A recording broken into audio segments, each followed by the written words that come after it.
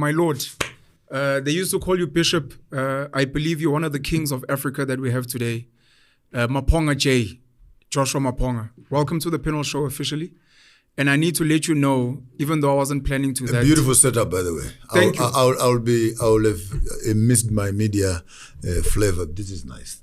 Thank you. No, it's all credit to the production crew. Your episode or your sit down for me has been my most anticipated. From when Utebza and I started the Penuel Show, my number one guest has always been you. And my hope was that we were going to sit sooner than now. And my hope was that we were going to sit many, many times. Because you are a well that is never empty, always being refilled. And it is important that those of us with smaller nyana platforms drag you to these platforms so that you can share. And we spoke about water earlier.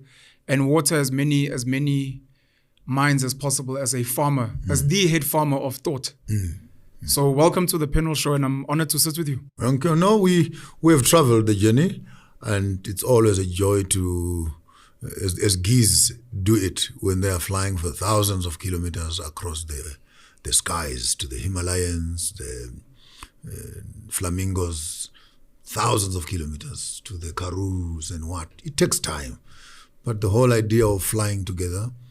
One goes in front, the other one goes to the back. And when some wings get tired, then someone else goes in front and cuts the wind. So I have a proverb now that offends many people, where I say I'm the needle and you are the thread. Hey. And I'm poking through spaces, but after I'm gone, it is a thread that holds the cloth together. And the needle has been put on the side. You've got a new look.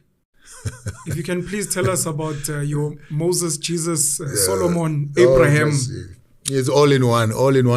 Without saying much, there is something we're cooking. The official statements will come, I think, shortly. But there's a movie script that I have scripted. Yes. And I'm new in the space, so I wrote a storyline, then got a production team around it. And I want to consolidate lots of the teachings that I've been saying, and now move them over to the silver screen for the international and world community, and to have an opportunity to change the narrative. So it's my media studio film look, No, we're looking forward to it. Oh, I prepared a few questions for you that I think are important, but I'm going to skip all those questions, and I want to ask for specific things before I get to the questions. If you answer those questions, then I won't get back to them. But before I get to hit, I'm going to start.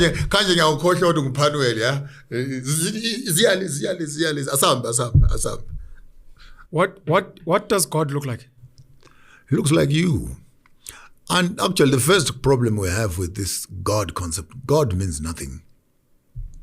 The concept of God simply, if you can check the dictionary definition, it simply means you admit to something that is supernatural. But it has no name. So until you give me the name of the God you're talking about, to say I believe in God, simply say I admit. It's like ngihlangane nendoda. Yeah. But ubani indoda. Ishophela ukuthi ubani, hayi ngumZulu. Ukabani, hayi ngumlotsha. Which one amongst them lotsha? Yeah. Upanwele. Uyabona ke manje. Iba specific. Yeah. So God in the concept of language simply means that which is supernatural. But the problem is, did God create men, or men are creating gods? Because if we are supposed to use the biblical passage, which much of our African community is hinged on, where God says, let's make man in our own image, in our own likeness. Oh, wow, beautiful. So what are you expecting? God is going to pull his beard, he's going to pull his ears, he's going to plug himself, and then makes man. Oh, but no. Then he takes soil, he takes water, and he takes air, fuses them, and he says, there is a human being. In other words, there is something in the soil. Something in the water, something in the air. That is in God. And therefore, when you look at a human being, you're actually looking at the God himself in person.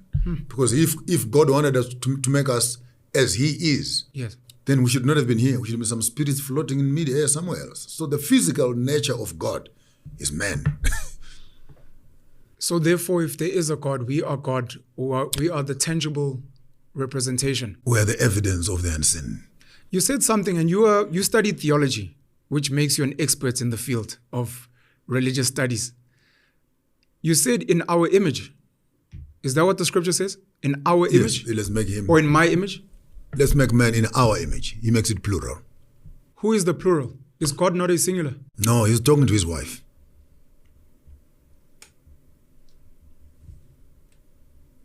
He's talking to his wife. Because in context of theology, without necessarily getting myself entangled in dogmatics, in the context of theology, this is happening on the 6th day after creation. So what do we have?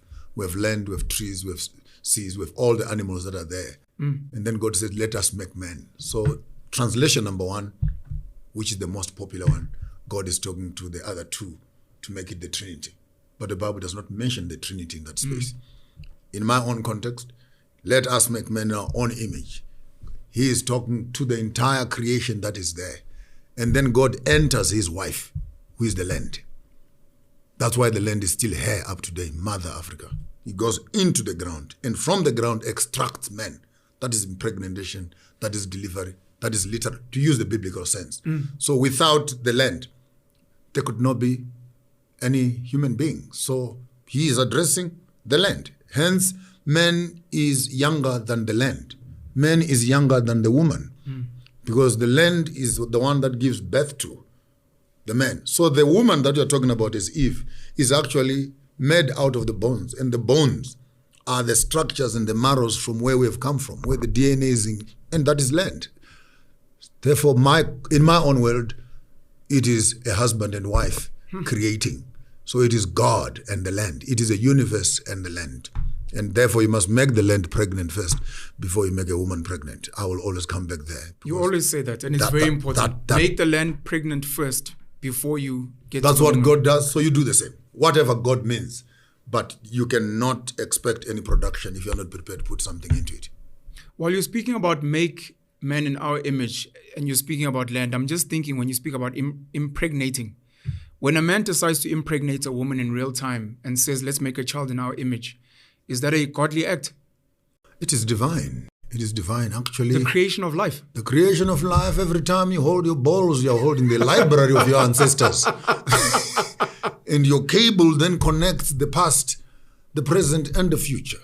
Therefore, you are a total continuity of life in yourself. So it's not just about Penuel, but Penuel who is here, he's a full, consolidated version of where he is coming from. Correct. His ancestors, his grandfathers, your looks, body structure, diseases, sicknesses, intelligence, and etc. If you go back and if you had a chance of looking back in your own tribe and you compare, you're given 3, 4, 5, 6, 7, 8, 9, 10. Impunga is lapha namakhetla kon. Ubunga mangal how. That one looks like me. Nangu. Hence, when we dream about our ancestors and you dream about them, I do that. It happens to me. I don't know about others who are scared of saying it.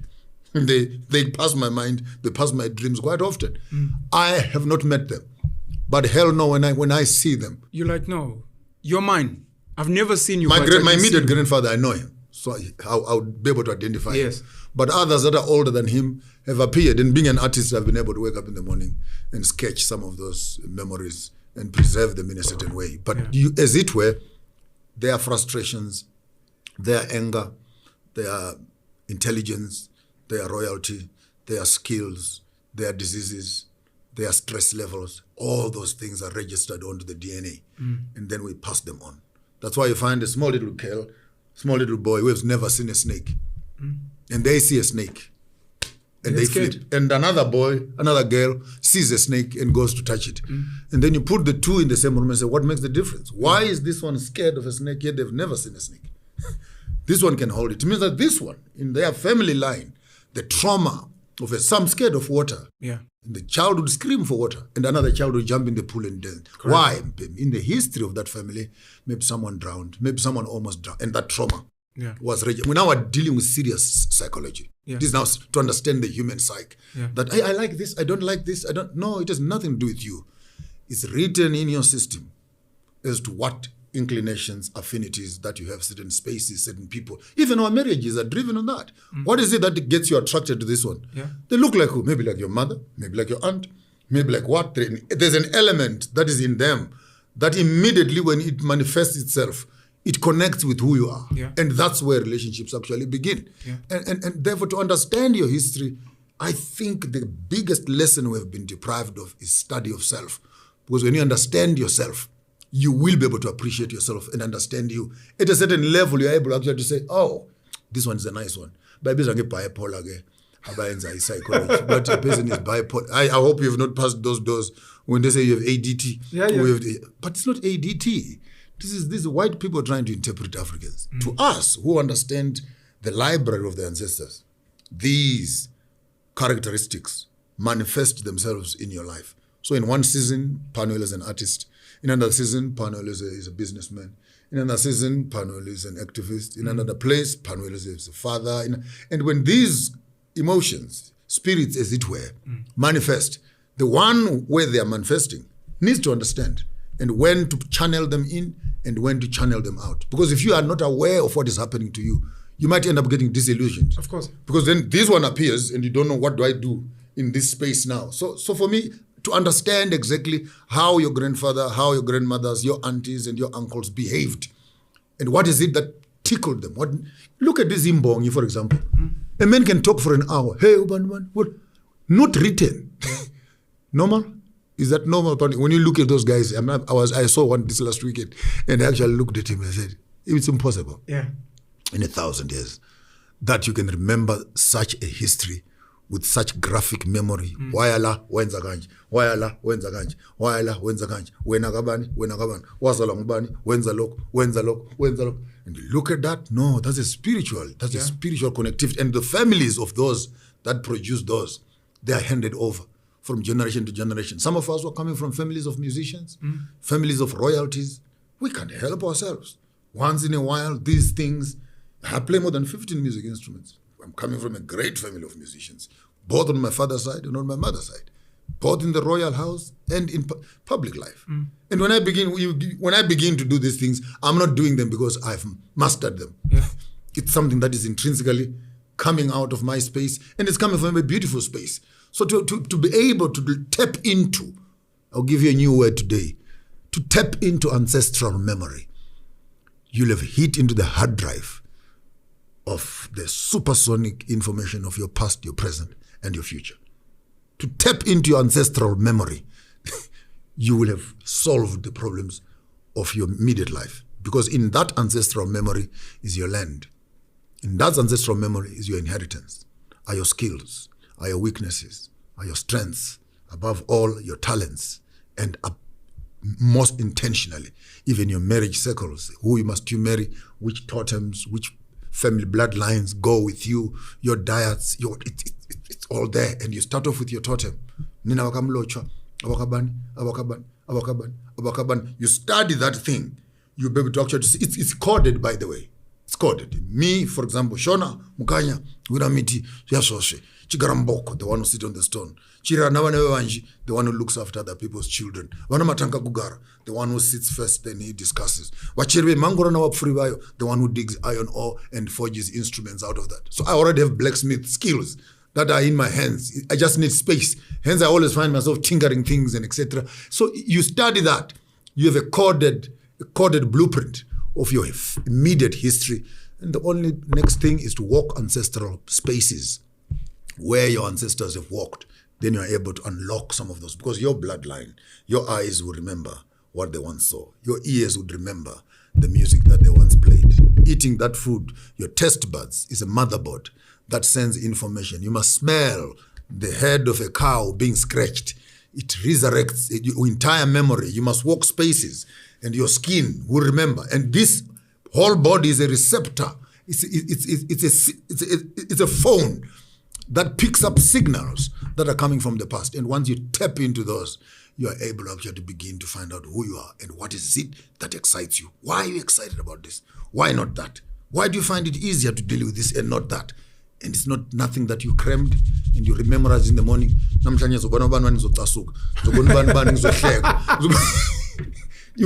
you meet it, it triggers something in you. And maybe we have not been serious enough to say, but why is our psychology behaving in such a way? So I'm giving you a new word.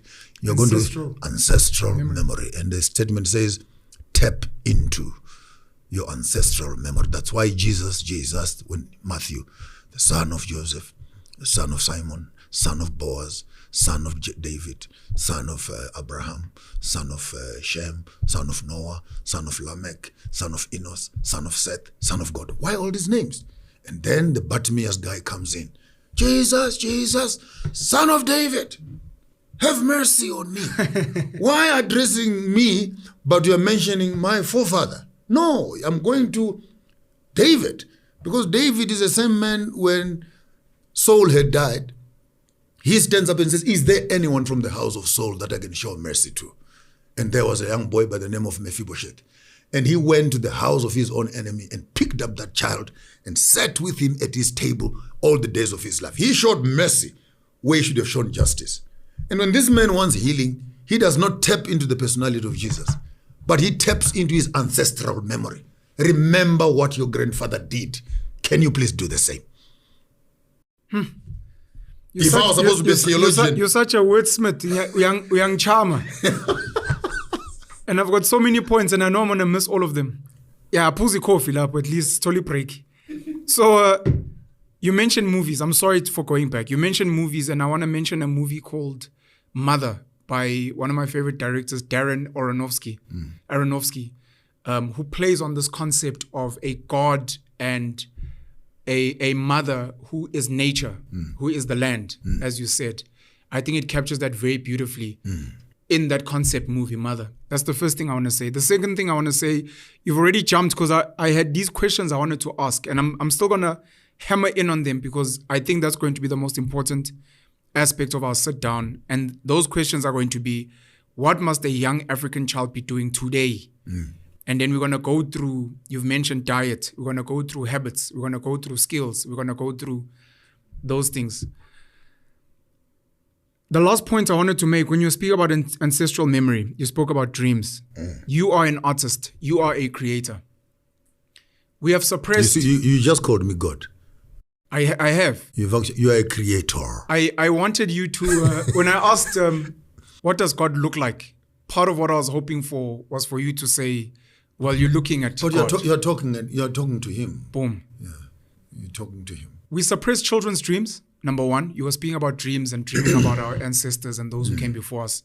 And after suppressing the dreams, we also suppress creation and creativity, where you spoke about waking up in the morning and encouraging children, tell me about your dreams. Draw your dreams and make something you saw in your dream. In Shona, actually, maybe let me start off from the very crude part, where I want to recommend that school is the worst way of educating children. We actually go to school to be taught how to forget. We go there to empty knowledge and collect information that is very... School is a distraction model of what you actually should be learning. And for 25 years, if you are supposed to do creche, primary school, high school, college, 25 years later, you've graduated. You've been distracted from real education. And then you come back and then you're applying for a job and then the manager says, we're experienced. And you wonder, for crying out loud, for all these years, what have I been doing? And the institution, which is built by the same people, is fully aware that when you complete here, you must work.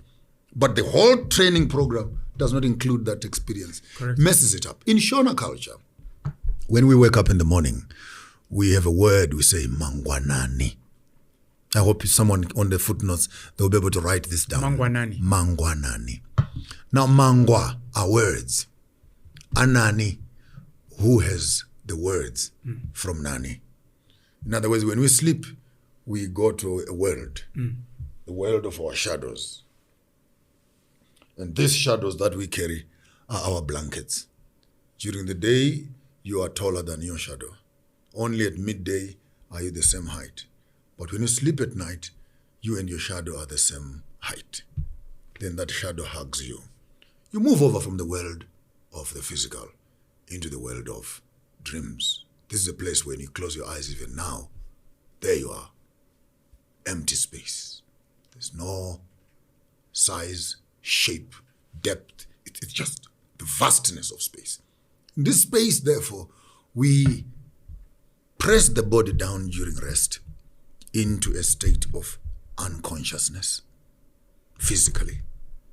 But spiritually, our mind, as it were, our software is recalibrating, jogging through spaces of fear and frustration, the past, the present, and the future, dealing with the problems that you have and trying to come up with solutions. It is right in that space that dreams, innovations, premonitions, ideas are dropped into our spirit. As it were, the cell phone is being set back to some form of settings where it can actually harvest these ideas. And boom, when you wake up in the morning, Apple. Boom, when you wake up in the morning, Microsoft. Boom, BMW. Boom, Vatu. I'm starting a shoe business. Boom, look. And when every time you go to sleep, others are coming into this world of dreams and visions, and they're receiving inspirations to create new products. But where are your fears? Yeah. Managing your dreams. And I think in the Shona culture, then we will sit in the morning, mangwanani. Who has the words? Who has the words? Zehope. Then this one says, no, I dreamt this. This one says, I dreamt this. Then we compare the dreams. And the old ladies are there and they're listening. And I grew up in that space. And so the ladies begin to say, oh, there's some visitors coming. Please prepare the chickens. There's nothing that has happened. And the other old lady says, oh, I hear someone will get pregnant here. Grandfather so-and-so is going to come back. This is 4, 5, 6 months sometimes before the event takes place. Or there's a drought that is tempering, that is coming to the space. Because if you harvest all these ideas of people the dreams of people that are in the same space, eating the same food, smelling the same smoke, and etc. By the time they go to bed, when they bring their dreams, you have a consolidated picture of multiple windows of where the spirituality of this family, where it is rotating from. Then those dreams are collected, and then people start off their day. So by killing dreams, it's not just dreams as of an individual dream. I have some aspiration. I want to move the aspirations from an individual selfish space to aspirations at a family level as to how does that dream fit in my space and in the greater community that is around me. For spiritual signals are not only coming only for you. You might just receive a dream that is actually for the entire. I mean, look at what Ngauze, for example, or Makoseni, look at what Chaminuka in Zimbabwe, look at what Nehanda, look at what Nostradamus, for example, look at what Babu Credo Mutwa. The dreams and visions are no longer just confined. They're not individual. To my family. You are now looking at global issues, and the mind is able to move into all those spaces. And therefore, dreams are not just, I slept driving in a car. You may be given enough space, enough diet, enough rest, enough influence, cleanse, nice, beautiful aura. You may be able just to be able to supercharge your antennas to beginning to receive good dreams. Because many of us today, sorry to say this, because of the amount of sugar that we're consuming, our dreams remain on our pillows. You wake up in the morning every night. You even hear someone says, I don't dream. There's no one who does not dream. You just don't remember your dreams. What is Ubungoma to you? I'm listening to you speaking about elder women in particular who would sit on the side and then listen and interpret. What is Ubungoma in your understanding?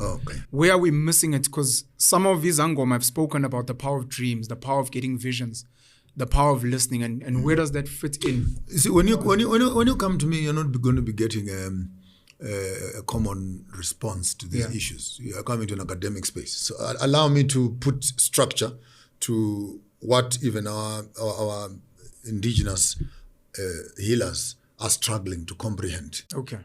They don't comprehend it because they practice it, and to explain it becomes more difficult. So let's go slowly. Ngoma is a drum. Ngoma is a drum, which is made out of a dead tree and a dead ox or a cow. These two are put together. There's a hole at the center, and the present person must hit the skin of the past in the hollow tree of the past, which has been sitting on the ground.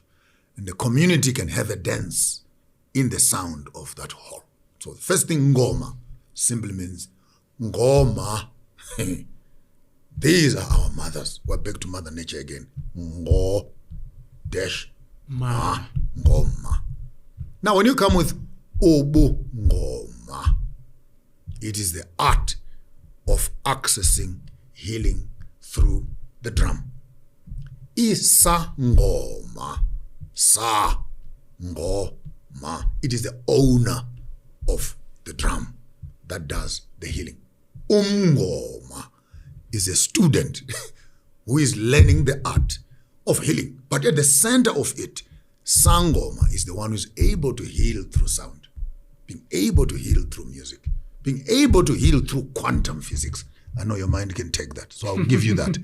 So even what we are doing right now, hibungoma lok, siyapula, because through the vibration of our voices and sounds, we're able to send healing to other people.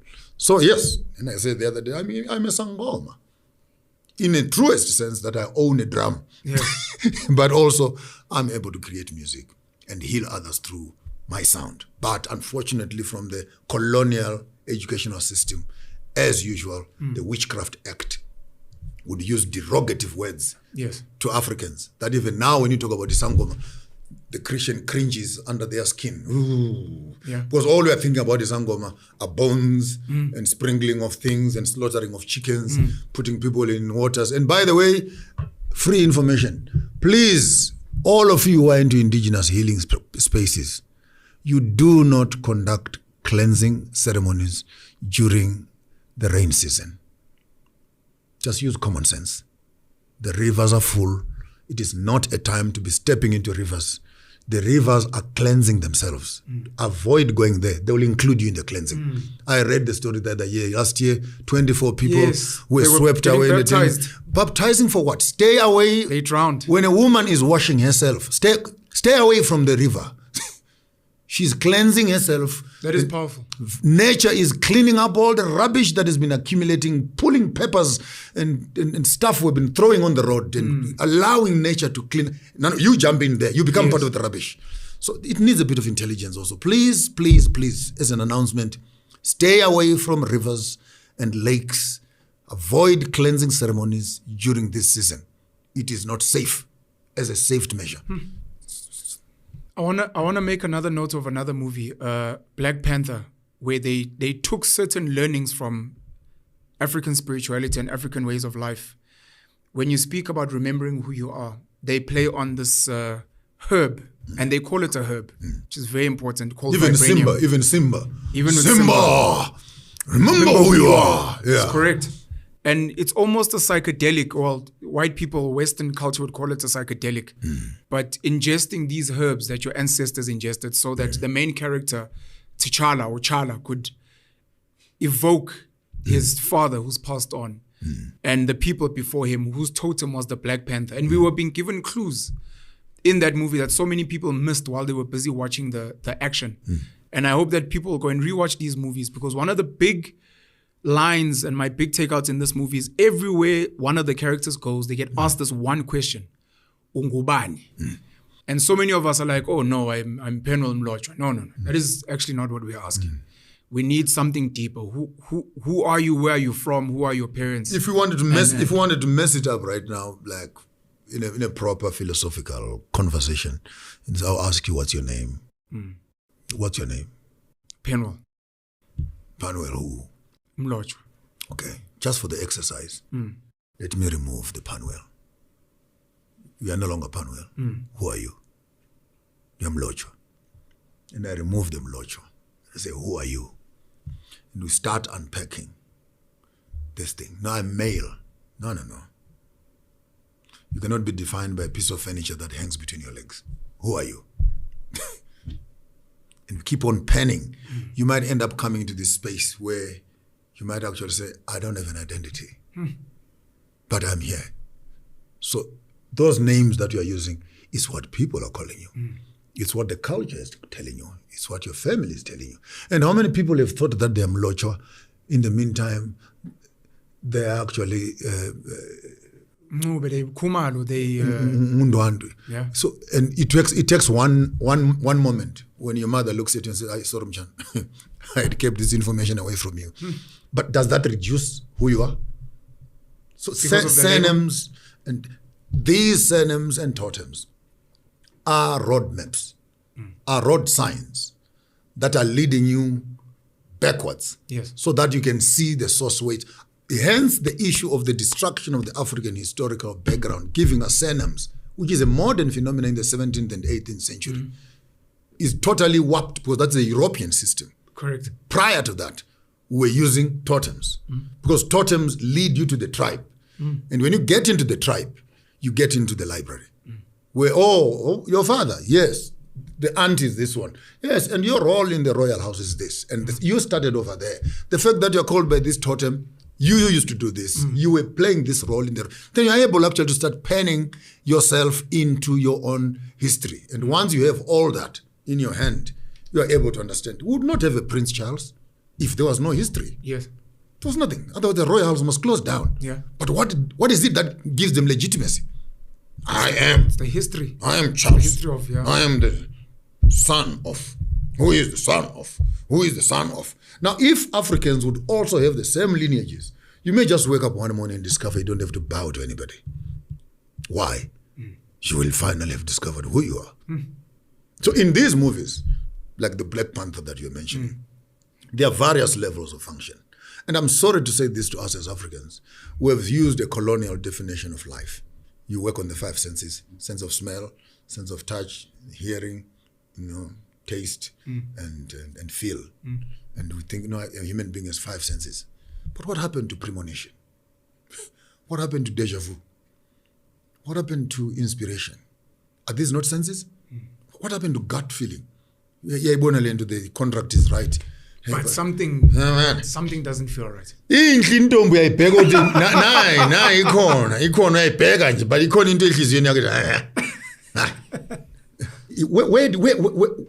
have not done anything. Yeah. It is just, you are able to consolidate this information, look, and etc. And your mind is quickly going into spaces where it pulls up libraries. And no, I'm not interested, guys. I'm not interested. The deal can go without me. So when we begin to understand this level, so the physical level could be the first level that we are talking about. Yes. The second level after this could begin to become the mental, where now the information that we've collected, we are now synthesizing it into scientific formulas of what is it that you want to create. But above the intellectual space, now comes the spiritual space, where you are able to close your eyes and see things that are not there. Even going to sleep is a spiritual experience. This one, I hope you can catch it. Why is it that ladies put on so much makeup in the day, only to end up under the blankets with no makeup and lights are off? If your man cannot see you with his eyes closed, maybe you're wasting your time with your eyes open. Because that which I sleep with is not what I see in the day. That which I sleep with is what I cannot see when the lights are off. So where do relationships really take place? There is interaction at a physical level. But then there's participation at a spiritual level. Yeah. And in the midst of that darkness, then we form children. And then the understanding how the body functions, the physical body would work with food and etc. The mental would work with information and comparisons, relative terms and conclusive terms, and experience does much for you to be able to concretize ideas. But by the time you get spiritual, you are becoming much lighter. To enhance the body, therefore there's dietary issues. And that's where chemistry begins. Chemet. That is where witchcraft begins. Not witchcraft as of bewitching, but it's a question. Witchcraft is this. So when the white man found a woman after washing her hands in some certain chemical, and they say this child is a bridge, and the woman puts her hands on top of the womb and then calls the totems of this child that is in the womb. And the child turns and faces the door. The white man standing on the door asks, witchcraft. Witchcraft is this? Which science is this? So in some certain space, you use that big word. Psychedelics. Yes.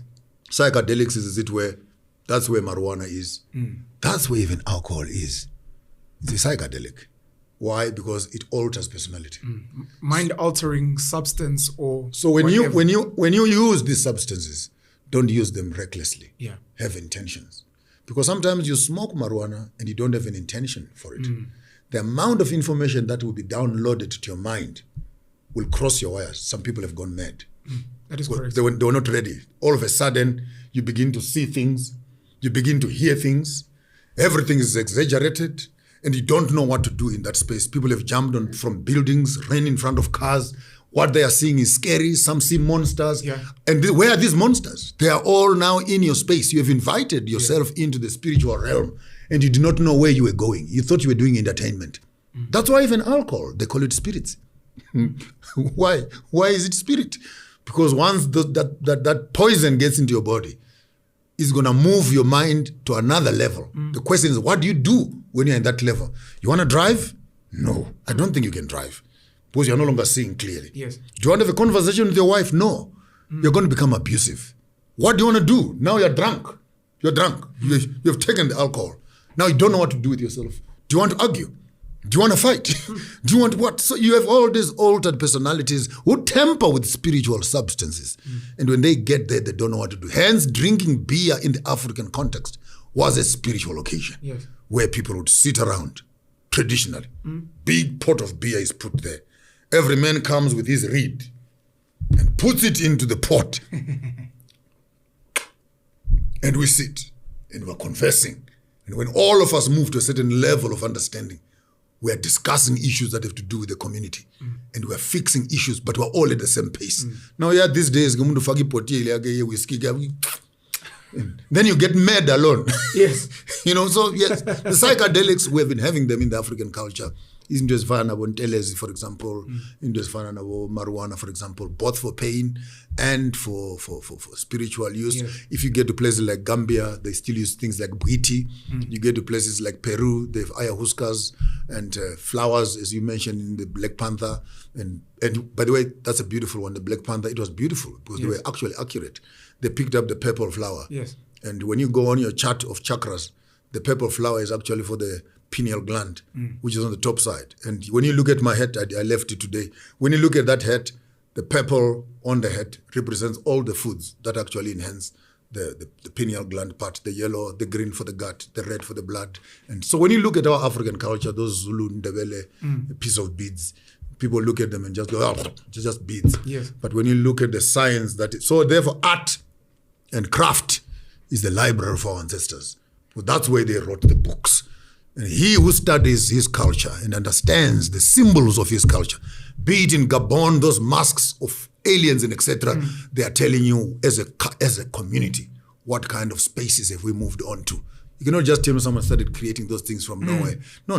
There's an experience. Yabo Chikuchitauli, the alien invasions. And how could the Egyptians be able to draw spaceships and what? And to get to Gabon and other places, you still find some of these spaceships as part of the crafts that are there. Where did they get these things from? In Shona, for example, the name for an aeroplane is Ndege, okay? But the name for a rocket is Chitundum Seremser. So where did the Shona people know Chitundum Seremsere, which is actually beyond the aeroplane itself? It is a rocket that shoots into the sky. And this word is already entrenched in our culture, is already telling that as a culture, as a people, we have an experience with these words. The new words like bicycle, you can hear. That comes from you can hear bicycle. Yeah. But when you come around and you begin to tell me, you begin to hear the language of the people and they're explaining things, then you know that people have had an experience with these things. But psychedelics are a shorter route of fast-tracking yourself into the spiritual realm because physically you're not doing the right things to tap into those spaces. Please indulge me. I'd like you to simplify. Sorry for talking long, for explaining. No, please I'm don't, just getting don't carried apologize away, for that. Yeah. You're getting carried away by the spirits and there are people that need to hear it. I'd like you to please simplify because there are many young Africans that need what you're about to give now. I would like you unashamedly to please advise what young people should be doing, trying to be as simple and as straightforward as possible. What should young people be eating? What should young people be spending their days doing? What music should they be listening to? What is their cleaning or grooming exercise meant to be? What are they meant to be wearing? Who are they meant to be engaging and indulging with? Where should they be traveling to?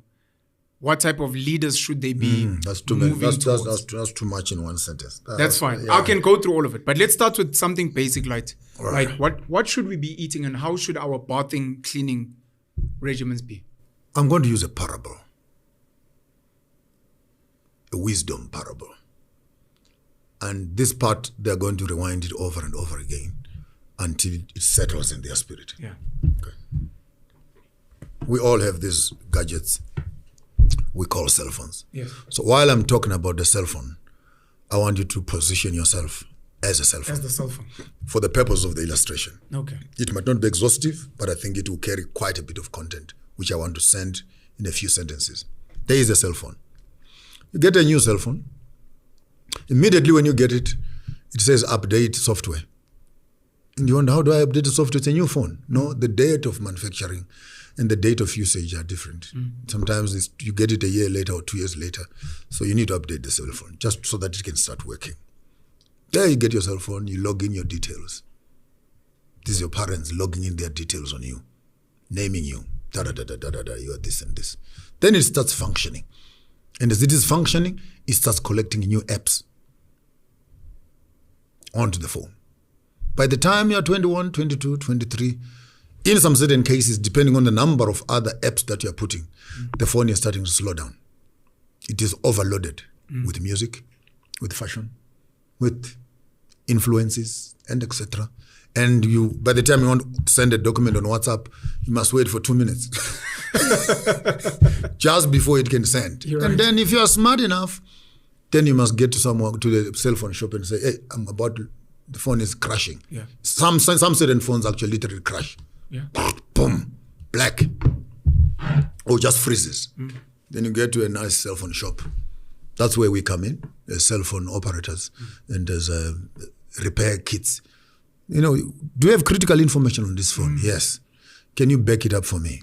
Then you put it on an auxiliary storage somewhere there. So take your information that you know and put it somewhere there.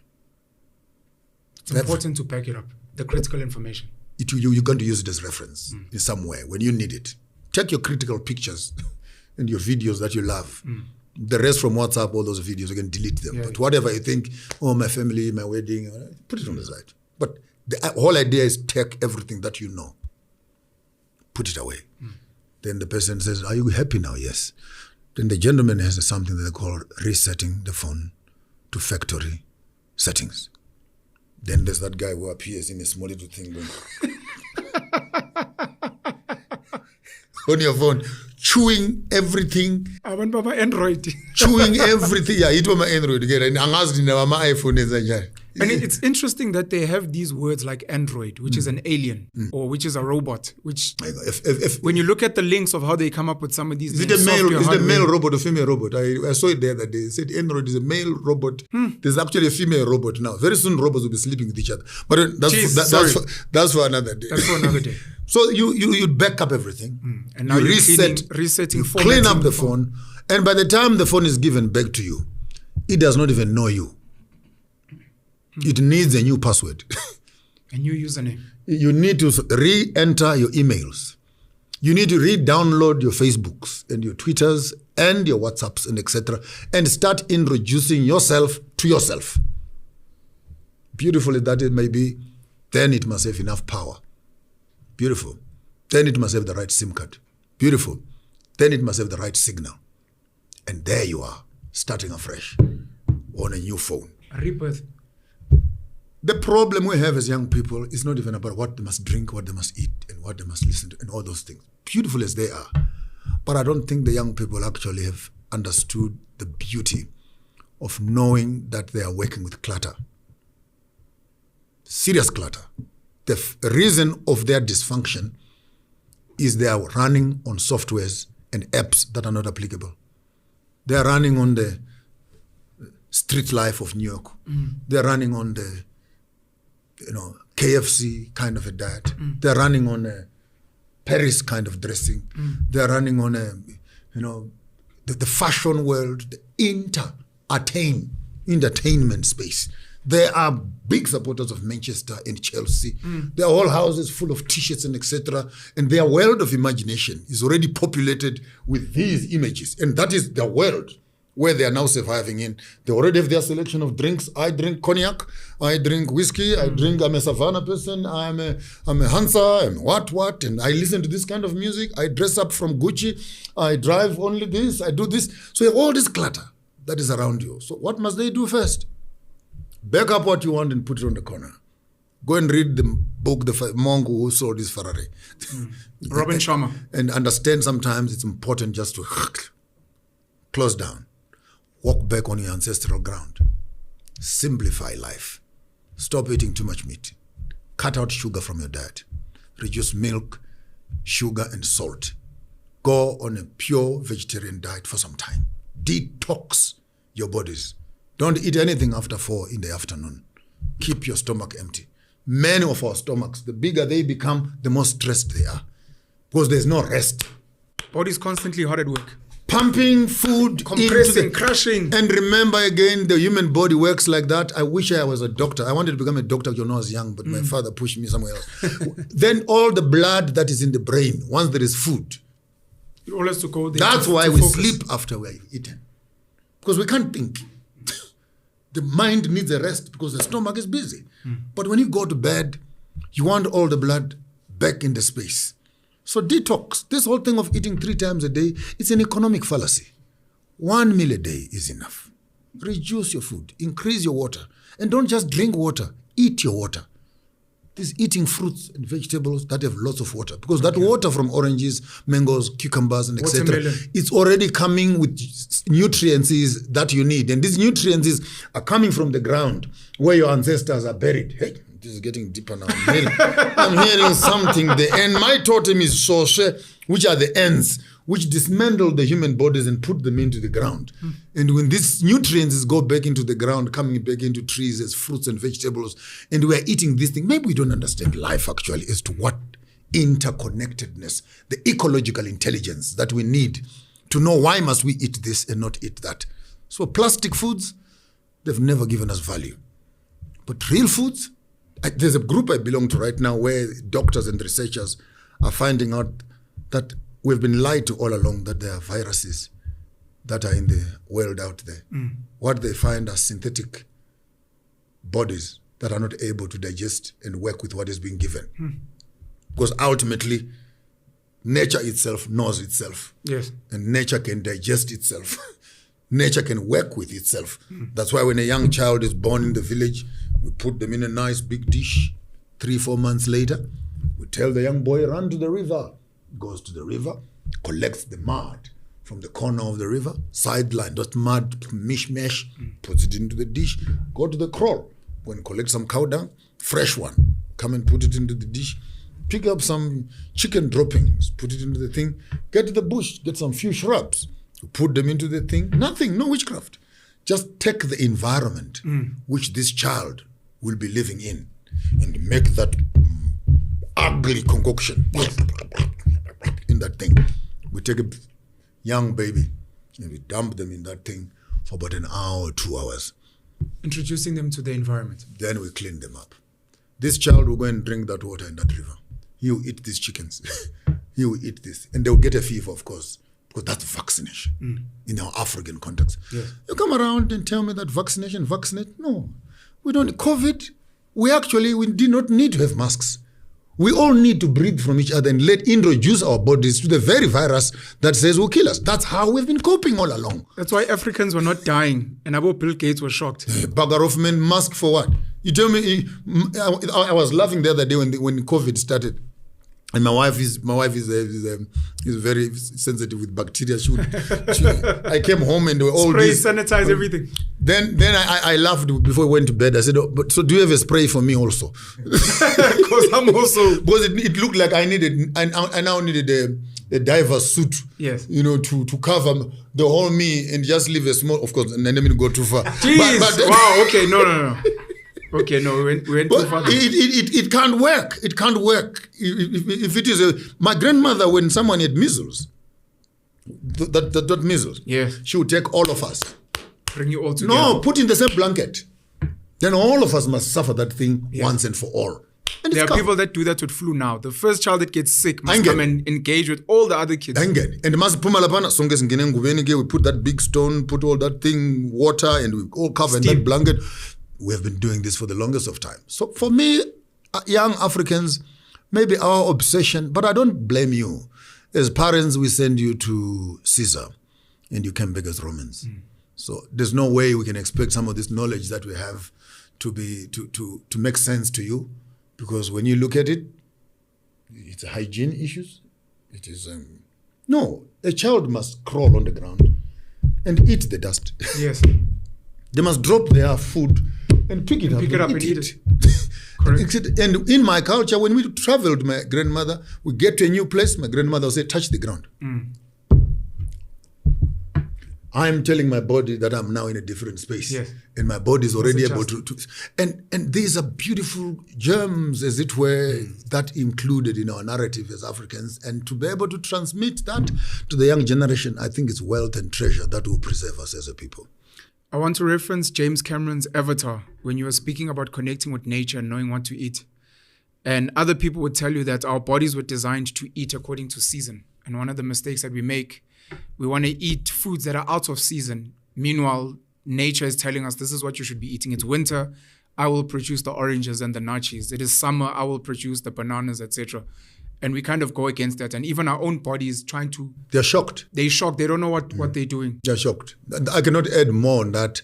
There's nothing purer than that. Hence, the issue of working with the colonial calendar destroys our seasonal calendar. Yes. Because our celebrations as Africans, we're not celebrating June month, September for women, for youth, for what? We were celebrating it in seasons. Yes. Season of planting, season of winter, then the beginning of the year in September, then etc. And as it were, crops and plants would be doing. And my grandmother, being a genius that she was, at the change of every season, after 3 months, we all had to queue in front of her.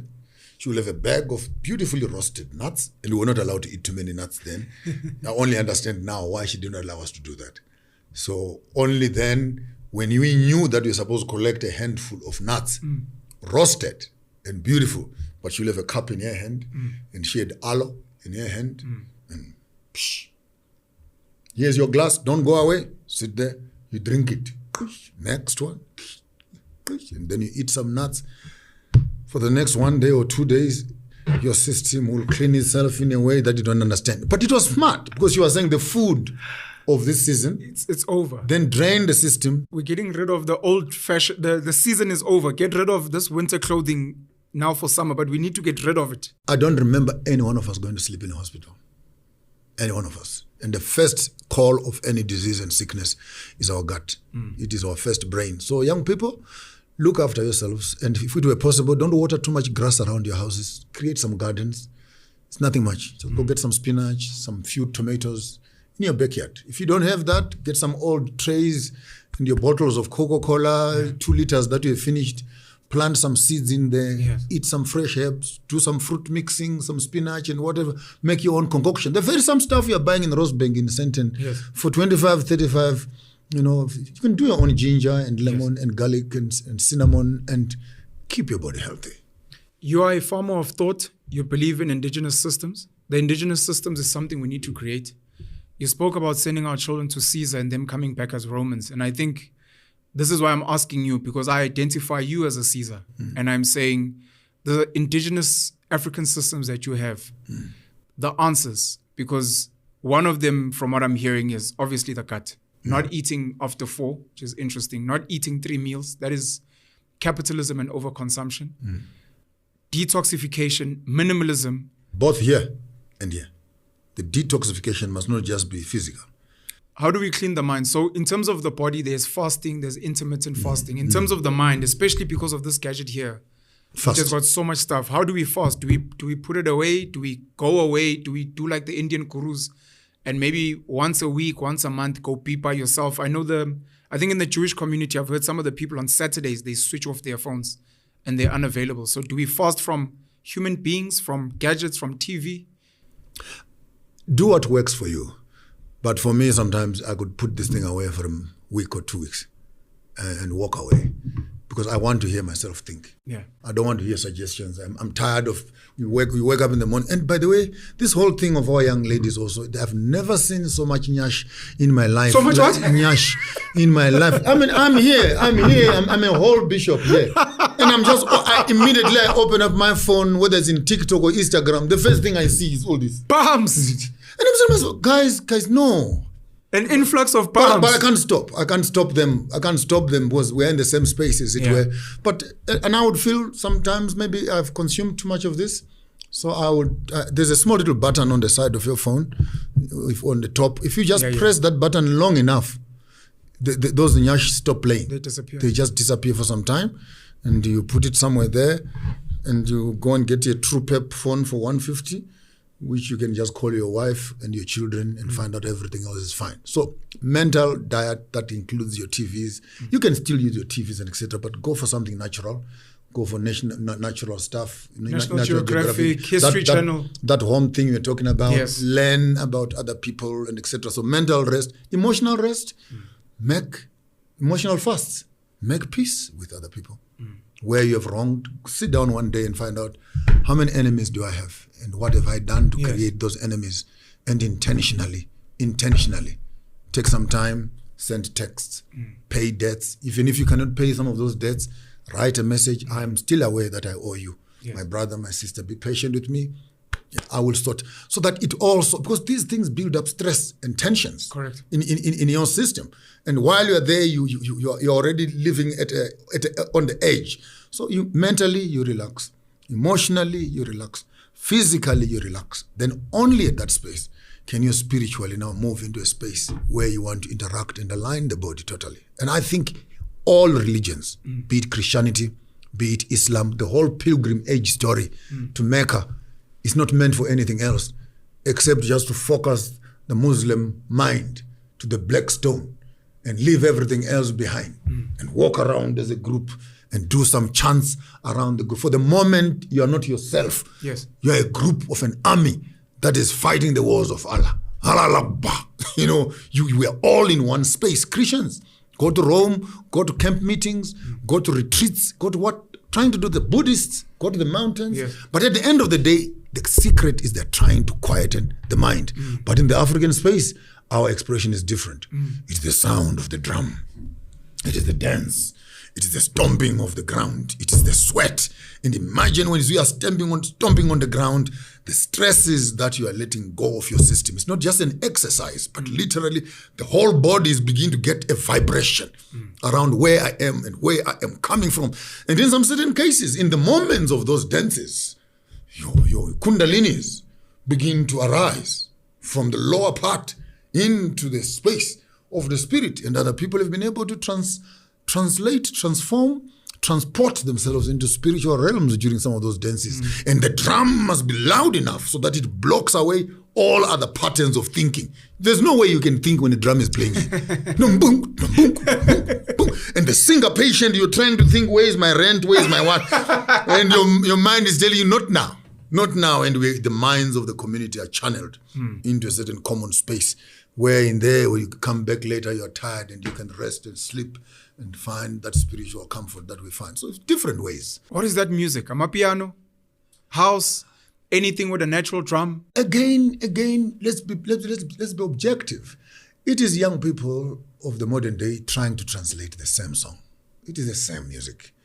But I've grown up now not to like too many words in my music. Okay. Because then I don't know what you're suggesting, if it is useful for me. So just give me the instruments and step away from the song.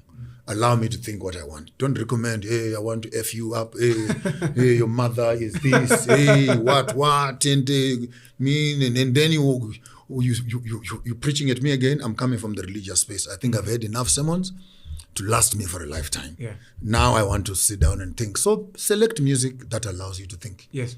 That gives you space. Even if you love my piano, I would love to hear. Maybe I must come to back into your what do you call your music, hip hop stuff. Yes. And I would love to get into hip hop stuff, and actually do a sing along hip hop where I just give you the instruments and I say, write your own words. So let me hear you. Because much of this music, it's me, the artist. It's me, the Jay-Z.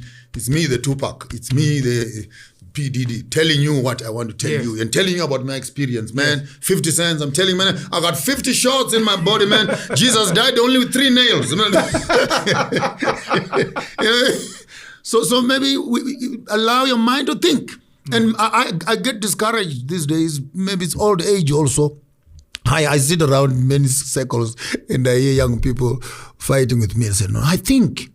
And I look at this young man and I say, oh, finally you think.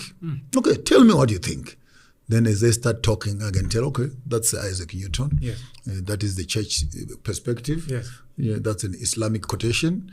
No, that's an English William Shakespeare quotation. That's a Plato's thing. That's a Stoic thing. That's Aristotle. And then you say you think. Then after they've told me what they think, then I ask them, so what do you think? What do you think? Because you have not excluded other people from your space to think. So as I said in the last time, I've created the thinking tool, which then can be a navigation tool to allow you to say on the 4 sections that you have on the tool, how are they thinking in the West? How are they thinking in the North? How are they thinking in the East? How must we be thinking in the South? So that gives you a world compass. I'm not saying anything. I'm saying before you do anything, benchmark your thought patterns so that you're able to position yourself. We're in the South, so we have Ubuntu. They are in the North, they are in missionization. They are in the East, they are into spirituality. They are in the West, they are in individuality, me, myself, and I. So while you are thinking, okay, how do people marry here? How do people marry here? How do they marry here? How do they marry here? How do they dress here? How do they dress here? How do they dress here? Who is their God here? Who is their God here? Who is their God here? Who is their God? How come we as Africans here are being forced to do what is happening here and what is happening here? So how do they dress? So you are able to process quite a number of thoughts. And so by the time you say, I think, you might be shocked when someone says, I think, then I'm looking at you and I'm listening to a white man talking. And I think, and I'm hearing a Chinaman talking. And I'm hearing an American talking. And then within those 4, you break them into the 3 pieces each. Then East, you need 3. The past, the present, the future. The past, the present, and the future. The past, the present, and the future. Maybe you must actually design a T-shirt with that. You must. No, I'm already giving you an idea. That's inspiration now. It has just arrived now, so you better harvest it and catch it. I'm stealing all of this for Penuelism. Yes. As I build Penuelism structures, I'm going to steal all of these farmers of thoughts and indigenous African systems. You don't have to steal them, my brother. There's no one. Borrow them. Or there's no one with monopoly over truth. There's no monopoly. My name is Mara-Rah, which means rubbish, which means manure. So take this manure and plant your seeds on it. You will harvest. I'm giving you ideas I'm giving you a free bag of manure. Thank you. Then you ask yourself, how are they doing it in the past? How are they doing it in the present? How are they doing it in the future? How are they? And so when you ask me a question, every question that you ask me, I actually have more than 49 questions that I can ask you back. And 49 possible answers that I can answer. Do I answer you from the East? Do I answer you from the North? Do I answer you from the West? Do I answer you from the South? Do I answer you from the past, from the present, from the future? Past, present, and future. Past, present, and future. And of all those, then I can ask who, when, where, why, and how, the interrogatives. It becomes a complex. You have 49 questions. That's infinite. I love the fact that you emphasize taking time out to listen to yourself, which is something we don't do. And that's why it's important to dream or use whatever you use to listen to yourself. Is Ubuntu still what we're striving for as Africans? Number 1. Number 2, what is an African? The Ubuntu concept, unfortunately, has been commercialized. It's sad because it is the modern person trying to compare their Ubuntu with the rest of the world. Yeah. So in that case, what do you have there? We have Jesus. Okay. This side, we have Amadlos. Okay. What do you have there? We have angels. This side, so which is the same Pontifex Maximus mischief that we find the Catholic doing when they are in the pagan Rome and Christianity comes to the doors of Catholicism. And Catholicism, as it were the Roman Empire, the pagan Rome Empire, they cannot deal with this because it is a totally new messianic kind of a concept. So the geniuses of Constantinople, the geniuses of Constantine, looks at this monster and says, the only way we can deal with this monster is to build a bridge. That was the Pontifex Maximus means. Then what do you have there? We have Jesus and Mary. Then what do you have here? We have Isis and what and what. And what do you have there? Then you begin to see actually the fusion of pagan Rome into the Christian. So Christianity as we have it right now is not the original form of the Christianity that we're talking about. It's actually a bridge between paganism and not African paganism, Roman paganism. Easter and those things. Can you imagine? Easter is a place where people do orgies and sex and they sleep with each other in April, and then they birth the children up in December, and they sacrifice those children. Stuff like that. You want to run around and tell me that Jesus and Easter eggs, where do they fit? Rabbits and etc. in the Bible. Show me one verse where rabbits are having sex in the Bible, and then this must become part of worship. Show me where we have hot cross buns and stuff like that. Tell me where in the Bible do we have Christmas trees and shoes and etc. Except these things were used for cutting people and hanging people and stuff like that. But all those practices, as it were, be it the rosary, be it the making of an image. I laughed so loud yesterday. I even put it on my status. One of the MPs in Tinyani or Tanai, whatever, in Zambia, a whole MP in the opposite party, opposition party, is kneeling on this beautiful pedestal, and is kneeling in front of Mary, white Mary. The white thing and the blue thing, and Mary's looking at her like this. And the guy is praying to this. And the caption on top, this guy says, 2 bags of cement and a bucket of paint. You're praying to 2 bags of cement and a bucket of paint. Asking for forgiveness from 2 bags of cement and 1 bucket of paint. And this man is kneeling there. And I'm saying to myself, as Africans, when are we going to wake up and actually discover that when you kneel in front of 2 bags of cement, you're a sinner. But when you go to a tree and you pray from there, you're a pagan. And then we hear that Jesus himself went to Golgotha. He went to the Garden of Gethsemane, and he went on a stone. Jacob, when he was running away from his brother, he took a stone. And the whole Bible is full of altars where people build up altars and then we undermine our own culture because we have allowed spirituality and religion to be related from there. So Ubuntu, for me, we need to cut off the adulteration of our culture because we are trying to look like. We are trying to compare Holy Spirit to the Holy Spirit. But Ubuntu as a form of life, I am. Not because you are, I am because we are. I am. What I have, we have. My children are your children. When I'm not there, watch them for me. When they're coming from school and it's dark, you can walk them home as if they're all your own children. When my cows have eaten in your field, when you harvest, please share another bag with me because your cows ate my mealies. Well, it's this symbiosis of creating a community where people can live together. Where someone is pregnant, hey, go and call grandmother so and so. We have in these villages, we have midwives who would now step over and come and help and etc. And this symbiosis and community coherence. I think we cannot practice Ubuntu when we're in Johannesburg and etc. and we're driving past each other and then you Ubuntu and we put a small little flag and put on a t-shirt. And I have Ubuntu t-shirts so that I can make money for myself. And during cultural days, then someone just puts a vendor little thing on their shoulder. That's Africa Day. And you're like, come on, guys, maybe there's more to this. Let's not make it cosmetic. I think it's I criticize capitalists or hardcore capitalist ambassadors that they do not practice capitalism within their families and within their circles of loved ones. They only practice capitalism to who they deem strangers, etc. Because when we speak about Ubuntu or some other form of communal living, it's that. But now it's living in a space where we've been pumped full of capitalistic ideas that I must be wealthy alone. First black, wealthiest African, it's individual. It is weirdly on the other side where you see certain black families that are deemed wealthy. You'll find on the whiter families it will be and family. In more of the Indian families it's and sons. Whereas with us we've made it's me. I'm wealthy instead of no, my family or my people are wealthy.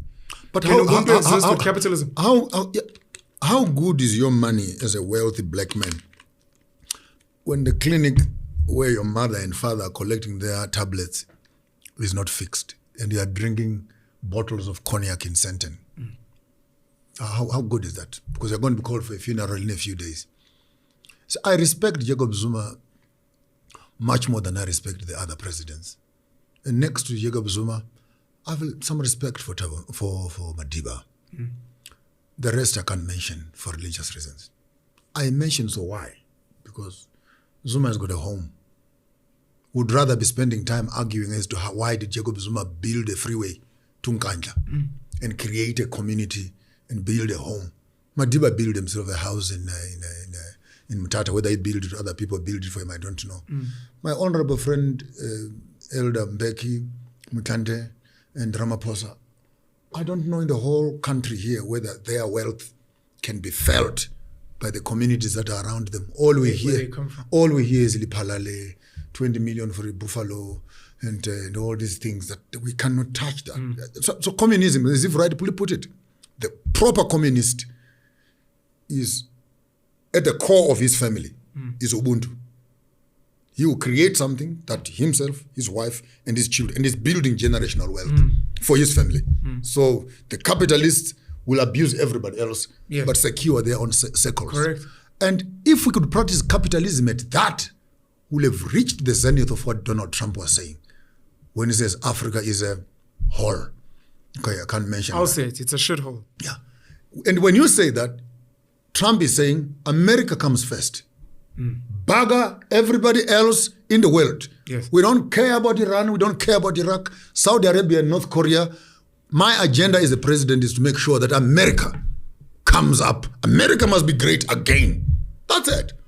I love Donald Trump in that context. Yes. And if Africa would adopt that principle, bugger off the West, bugger the North, bugger the East, Africa comes first. We cascade that down to countries. We cascade that down to individuals. We may actually find that capitalism is socialism upside down. If that makes sense to you. Because then we're being selfish towards ourselves. And by doing so, we're able to develop ourselves from the bottom up. Whereas capitalism is saying abuse everyone else so that it can be well. But if we can develop ourselves from this other angle, Africa has become capitalistic in ideology. Correct. But our capitalism is now socialism in implementation, if that makes sense to you. Because Africa then becomes the immediate home. South Africa then becomes the immediate home. Right now we have load shedding here. Why? Because a lot of the fat guys in town here cannot afford to put quality coal into the power stations. They would rather be selling that same coal into China. Go to Richards Bay right now. I'm not joking. I was there. Trucks are packed from Pangeni into the bay. There are mountains of coal that are there. While our own ESCOM on their way to Germany. And by the same people in Germany are saying you must not use coal. In America, And we are sending the coal there, and we have load shedding here. And then you look around and say, but doesn't charity begin at home? For crying out loud, Europe built its civilization on coal. Why are we not being allowed to build our civilization also on coal? And for all practical purposes, hell no. The amount of carbon dioxide Mudupi will produce into the air, it's 0.0% of what America is doing. Yes. So every first world nation has been built on fossil fuels, but we're being told as developing nations that we cannot use. No, man, it's a lie. And by the way, when they want us to use these modern forms of energy, renewables, who is going to be supplying this stuff? Who is going to be maintaining it? We're back to square one again. Go solar, go solar. We'll donate 10 million worth of solar panels. And what? Boom, you have the solar panels. In less than 6 months, they're picking up. Who do you call for services and fixing up of those things and repairs? Look at Zimbabwe. They build up the power stations using British equipment. Kush, wake up one morning, we're on sanctions. Britain says we're no longer doing business with you. And the equipment is all British. And the spare parts are refusing to come. And money cannot be transferred out of the country. Hey, the government is failing. Of course the government is failing. But can we look closer at the problem and to find right at the core of the thing again? It's the man who sold you an idea, like what the young man in Niger is doing. In France, you want your uranium? You come here and build the power station here. I love that. Burkina Faso. When France misbehaves, we know where the switch is. We can also just go there and do exactly to them what they are doing to us. Now, to me, that's power. and that's empowerment. And I wish that even Ramaphosa, if this thing gets to him, stop selling coal to Germany and China, build power here and send those people a final product of the coal itself. And tell me, if we can burn all that coal, how much power would we have here? We'll have enough for South Africa, enough for Africa. The rest of it, we can send them to the world. But it doesn't make sense that you have to send products out and then buy them back as final products at 100% of the price that you sell them to. You speak about Ramaphosa, you spoke about Donald Trump. Our African leaders, unfortunately, have been proven to not put Africa first. I really look forward one day when I will meet Ramaphosa eyeball to eyeball. I look forward to that day. I'm looking for him. Are you expecting to see something? Or no, to hear something? No. I just want to whisper something to him. Do you think it will work? Do you think you can wake him up? I don't know how many bullets it takes to kill a man. Not that I want to kill him. I don't know how much information you need to change your mind. But one piece of information could transform a lot of things. I think he has a beautiful opportunity. At the center of the crisis of South Africa, the amount of money that he has as an individual is enough to fix the country's problems. At a critical point where the country is crying for help. Is that not waiting for Jesus to come back? I've lost hope in that gentleman. Wherever he is and whenever he's going to come back. Is this not a similar magical, I hope I can whisper in his ear because maybe one day he'll come back, as if he was ever here? I am saying so to a man who is sitting on the resources and who has an access to information and access to a network, that we cannot have the country. But you're assuming he cares. Maybe that's the weakness. Maybe that's the weakness I have. You're thinking Jesus will come back. It's Ubuntu. I hear you. I hear you twice. The Ramaphosa must become the Jesus who saves us. But there's no way right now where I am where I can build a power station and because these are enabling environments that allow the local community to function. I've seen businesses close down and so in that sense, I tend to feel like we may need to get a new breed of young politicians. It must be politicians. No, let me say drivers of economy, rather. But politicians, again, in one way or the other, we're going to be needing a place of common convergence, but let the power remain with the people that are at the bottom.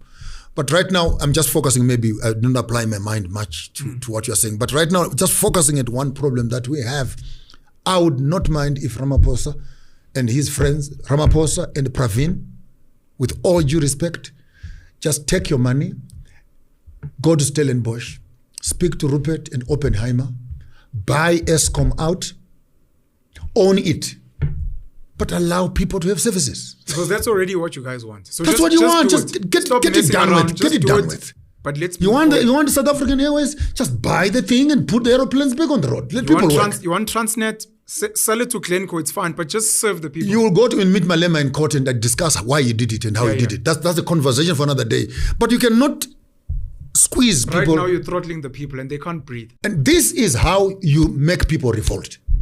This is how you lose everything that you have. This is how Shevchenko, the guy from Czechoslovakia, who was thrown on the streets and his property is destroyed. And this is exactly what happens. You gather all these things to yourself. Think carefully, Ramaphosa. The day you step out of office, you are going to be in court for the rest of your life to account for these injuries that you've caused along the way. For what it is worth, start looking after the common people. Appease the people. They don't want much. They don't want much. They just want to switch on their electricity. Africans don't want much. They just want food on their table and allow them to become. But when you begin to tamper with these critical issues of, you turn them into desperate animals. And when that day comes, the poor people will eat the rich. I bet you Stellenbosch is not far. We'll eat up those grapes. Oh, a lot of those guys have already started moving overseas, by the way. And moving their companies, Anglo-American. And their monies. And who is going to remain?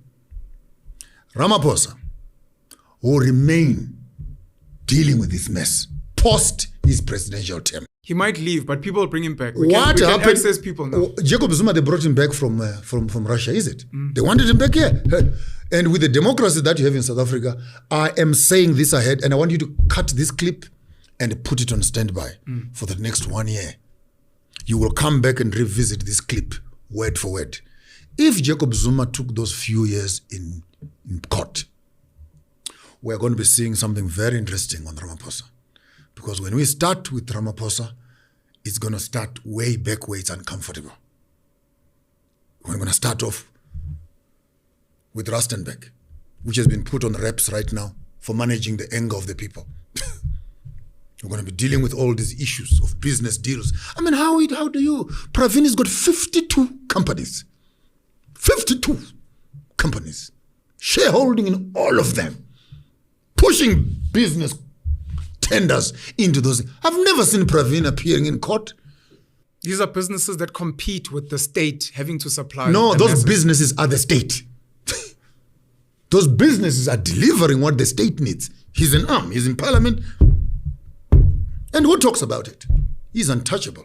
And not only that, he also has his hand fully in SARS to manage his taxation. Because he used to be at SARS. He used to we are going to be having a very interesting post-Ramaphosa conferencing of accounting for all these things. I am sorry, Ntate Gwede Mantashe, you are in the same basket because you are sitting on the mining space right now. I'm sorry for Begitele because you are also managing the police issues and the crime stuff. I'm sorry for the prosecutors that are being elected. I feel sorry for Zondo himself. They are going to be put in one big bag. And the country of 52 million cannot be held ransom by a handful of people who are holding the country ransom. And I don't say this only for South Africa. I say this for Zimbabwe. I say this for Malawi. I say this for... The new generation of Africans that you have are no longer the docile mine workers of 1960. Yeah, yes, bus. Yes, bus. Yes, bus. The yes, bus era has just passed by. They will need to deal, not with me, they will need to deal with young people. When you say Nelson Mandela, the young boy will ask you, who is Mandela? I don't know Mandela for nothing. And when you deal with young people like that who have no clue as to what are you talking about, the anger of the young people will spill into the countries become ungovernable because leaders become irresponsible. They don't become irresponsible only because they're irresponsible, but they are negligent to the basic needs of the community. A hungry stomach knows no politics. Right now, let's get hungry. Let's get hungry and tell me order. Let's discuss communism and capitalism and socialism while you're hungry. There's order, please. Order when there's food there. That's why you have stampedes, where people will run on top of each other to access what they want. And if you don't hear me now, maybe you'll hear me later. I asked a question about what is an African, and in that question, I'd like to also ask, who does Africa belong to? Who does land? Who does land as a general concept belong to? And what is an African? Any man who sells land is a criminal. Anyone. Because no one has the first receipt of where they bought it from. Africans, is it where we don't own our land? Our land owns us. From it we came, to it we shall return. The background is that when the Europeans came here and they said they wanted land, the African says, oh, really? You want land? There is it. Because in our heads, we never thought that land could be put in a briefcase. It's abundance. Land and is someone available. jumps in a boat or in an aeroplane and flies away with our land. Yes. But what the African did not understand is that by giving me a piece of land, in the backdrop of our ignorance, legislative frameworks were being structured to ownership of land. Laws were being written down. You gave me the piece of land, next thing we saw were wires being put around this land. All of a sudden, you can't access your grandfather's graves. You can't access the river, but you said it's mine. No thoroughfare. And then policemen are coming around. Yes. Then your cattle have come onto my land. I'm confiscating them systematically. We were duped into thinking that the usage of land would remain communal. Yes. We did not know that it will move into a capitalistic sort of space. Private property rights is a very big one that a lot of the beneficiaries of colonialism love quoting in the Constitution. Who is the African? The African is not a geographical location in as much as it is. Who is the African? The African is the one who is allowed to practice and live in Africa in connection with his culture and practice self-actualization using his resources to the best of his ability and not become a footnote on the historical storyline of the colonialist, but become the subject matter of that storyline. So being African is not complexion. Being African is a mindset, solving our problems using both African indigenous knowledge systems creating parallel systems to the capitalistic system and allowing our people to have access. It saddens me that even at this day, we cannot be talking about Africa Union having an Africa Union Bank. Where all these countries, we borrow money from ourselves. Africa Union National Army.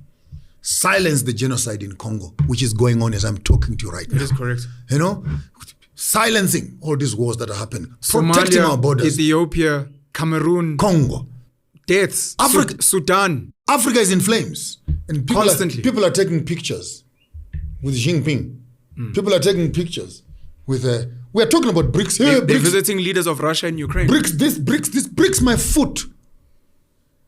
We needed Africs, our own form of consolidation of our money. Why is it that we only unite when we go to India and we go to Russia and we cannot unite on the ground? And by the way, the GDP of Africa on its own is bigger than BRICS. In all honesty, when it comes to resources, manpower, natural resources, and money itself.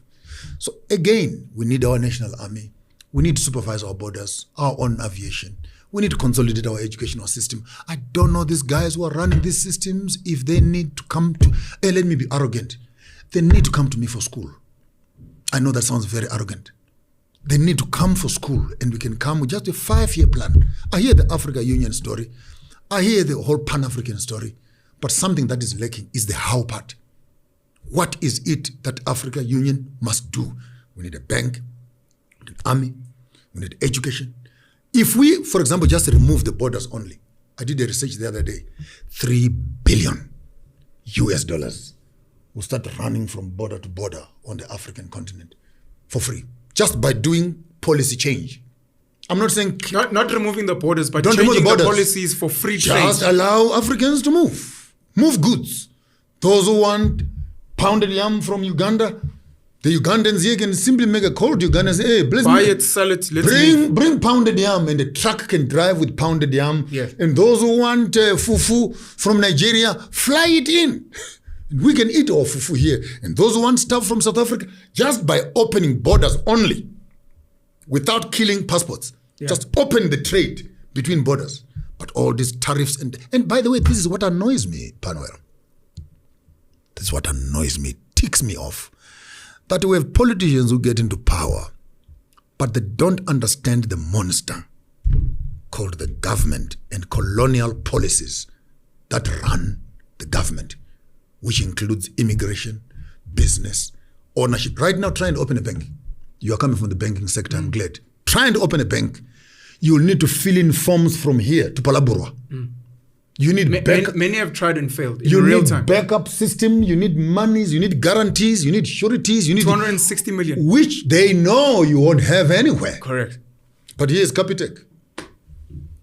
One man-owned bank. Who talks? Who backs him up?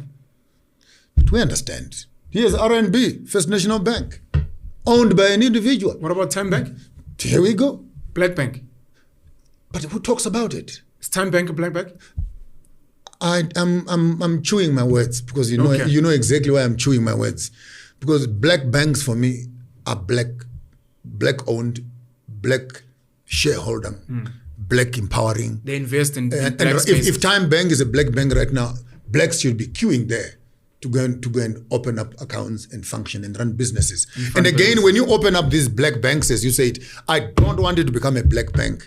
Yet the bureaucracy of the same colonial banks The South African Reserve Bank. you're still basically dealing with the Reserve Bank here at the bank. Central Bank but of London. the fronting is okay with an African bank. But the forms that you must fill in, you still want guarantees. Oh, and by the way, the issue of guarantees, let me mention it. You still want guarantees. Well done.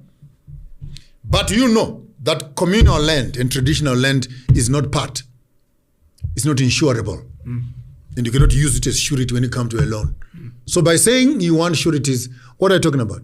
You're talking again to the same commercial, urban-based community. Yes. So it's not effective at all. And this is a nice one. You have a house in Rustenburg, right outside Marikana, that is sitting on a platinum belt.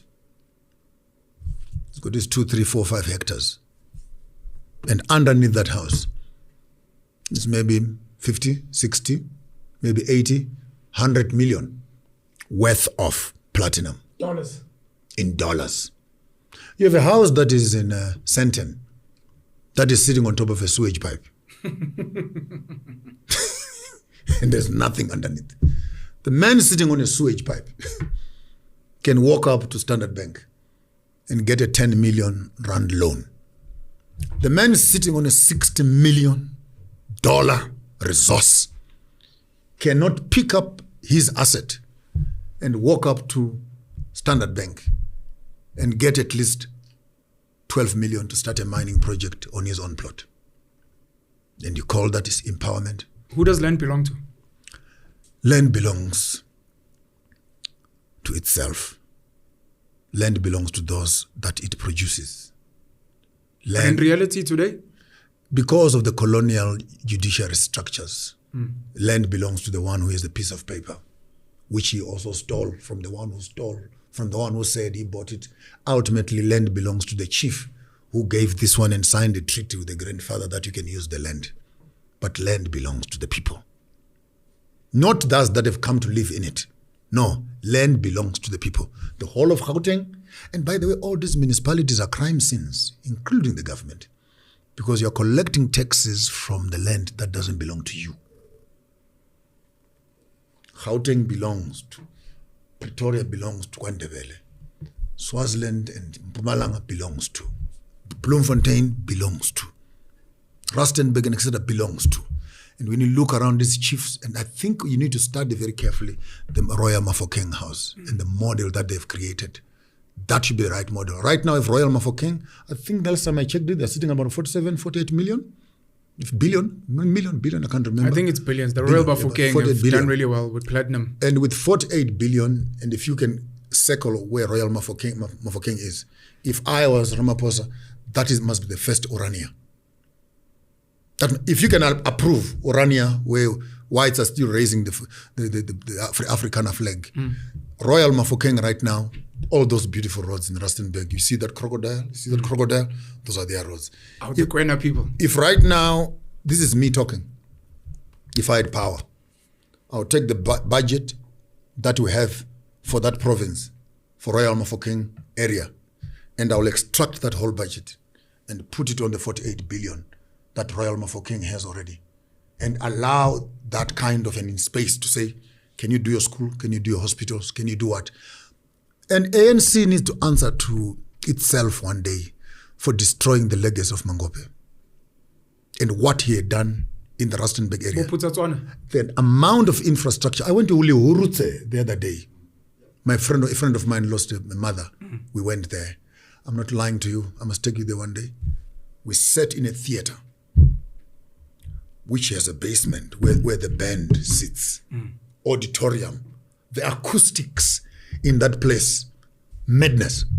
And to gather that this was done in the 80s and 90s by Mangope. In a Bantustan. In the midst of nowhere. Now, the industries that were in Hammanskraal, Lefika, all those industries right now, they are beds and goats. And ANC deliberately made sure that those industries don't see the light of day because we cannot be seen to be holding the legacy of Mangope. The stadium. Unfortunately, you're talking to someone who travels, and I'm informed about South Africa quite extensively. The Rhino studios that are in Mahikeng, they were the best studios in Africa. Any musician would know that. With a full lodge and hotels for artists and stuff like that. Here's a man who had a vision. I flew from Rustenburg and into those bushes as early as 1992, 93. And you look at how that legacy has gone to the bush simply because ANC feels it does not have a legacy to protect about a Bantustan. So you said two important things. The first one is you still want to whisper into the politicians' ears, which I think we need to get rid of, and we must build parallel power systems, because the second thing you said is, if I had power, and I believe you have power. I think the problem that in what you're saying and many other people have is they are still subscribing to the same paper ideology of land. They still want to subscribe to this idea of banks. to what you're saying about cleansing, part of the issue is we need to revolutionize what is called decolonize the mind and say, we don't want you to give us land. Don't give us land. Don't give us land. Don't change the constitution. We don't want to vote for anything. Whatever you've told us is the way for us to access the land, we don't want it. It's fine. What we will do is we will live and exist on the land. And we will do it, whether you want to call it illegal occupation, whether you want to call it squatting, whatever. We will do that. We will trade. We will do these things of illegal foreigners and forcing trades and a black market because you are not our power figure. We do not subscribe and ascribe. And look, it will cause a lot of conflicts. And the same people we call leaders that we vote for are going to be the same people to shut these things down. But we need to get people to a higher level of consciousness. Once you step there, Penuel, you are now talking a revolution. All right? You are now talking a revolution, and I think you need to be responsible for that revolution. Because I'll strike a matches right now and the house will be on fire. Yeah. And I will not hesitate to do that. The day you talk about land, you will see the wrath of the IMF and the international community. Correct. You need to study the Zimbabwe model very carefully. Very carefully. That the only crime that Robert Mugabe did, the darling of the world, most educated president in the world, speaking the best with English, 55 doctorates and degrees around the world, including Cambridge and Oxford and Massachusetts and Harvard and. But the day he touched land, he became a tyrant. So Malema's ideology is beautiful, but I don't think the country is ready for the backlash that comes with that. Number one, when you are taking people to occupy land, let's take a drive, even this afternoon, to Grasmere, just across Soweto here. There's land invasion that is happening. Correct. The only problem is that they are invading Mukuku land, not land. So it's still 3 meters by 4 meters, as long as I can put my check. Yeah. And where they are, if you look going that way, there is still plenty land. Because our people, in as much as they are thinking about land, they are not thinking beyond a house. Correct. They are not thinking business. They are not thinking farming. They are not thinking mining. So if we are going to invade the land, let's invade land, not Mkuku land. Yes. So the mindset of invasion, if it is governed by Mkuku ideology, it's not going to work. We need an abundance mindset. And the parallel system you're talking about, maybe let's not mess up the system when our people are not ready. Yes. To deal with each other, to work with each other. Right now, if you are listening to this program, buy some chickens for your grandmother who is in the village. Buy some goats, buy some sheep, buy some cows. Send some seeds for this planting season. Harvest. Food sustainability is the first thing.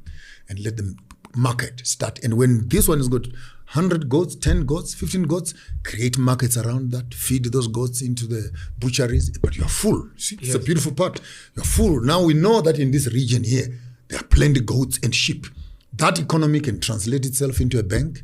We can now insure those goats and sheep under ourselves.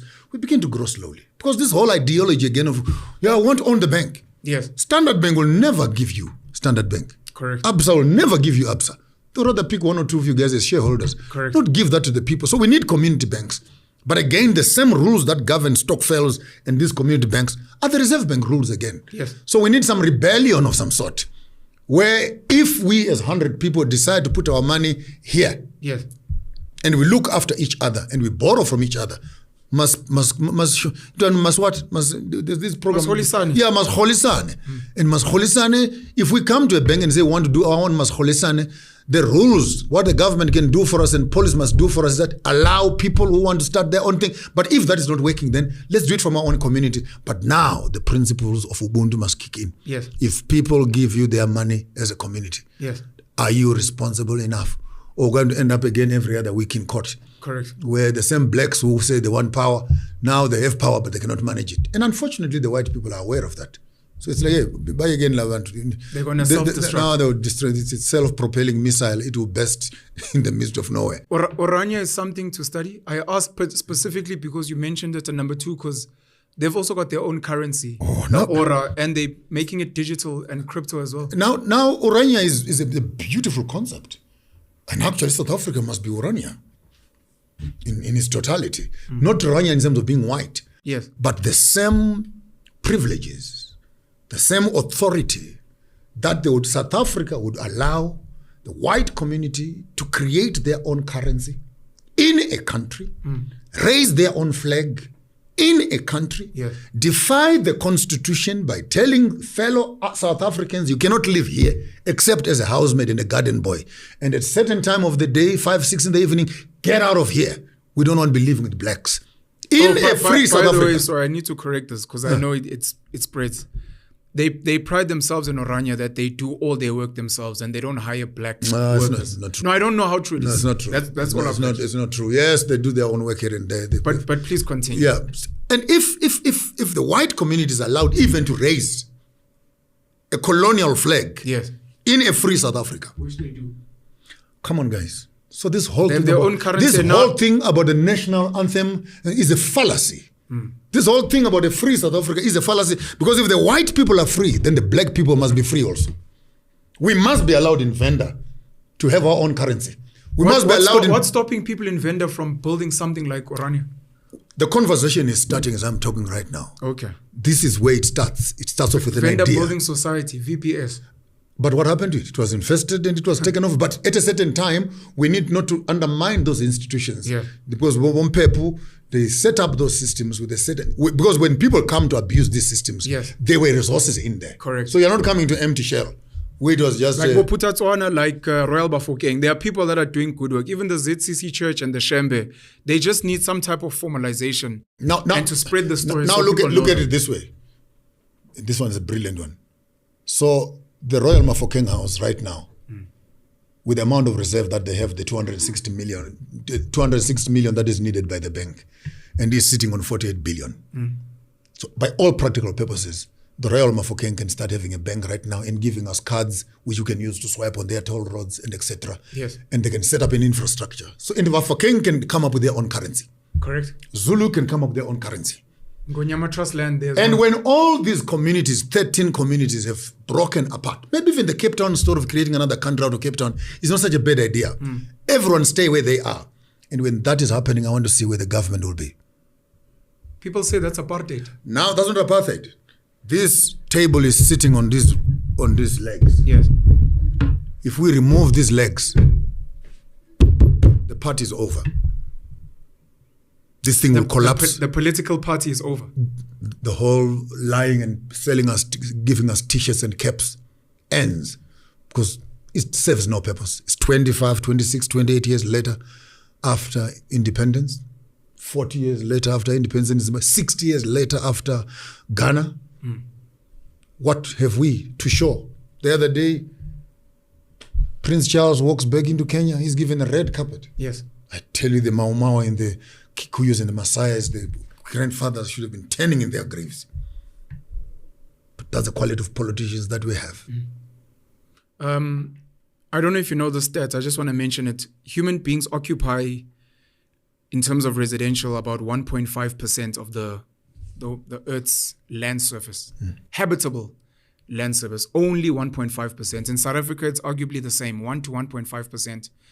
Is where we live on this land, to show how much land we actually have and how we don't have an abundance mindset. And then what Bill Gates come around and say we have overpopulated. Go home and smoke your socks.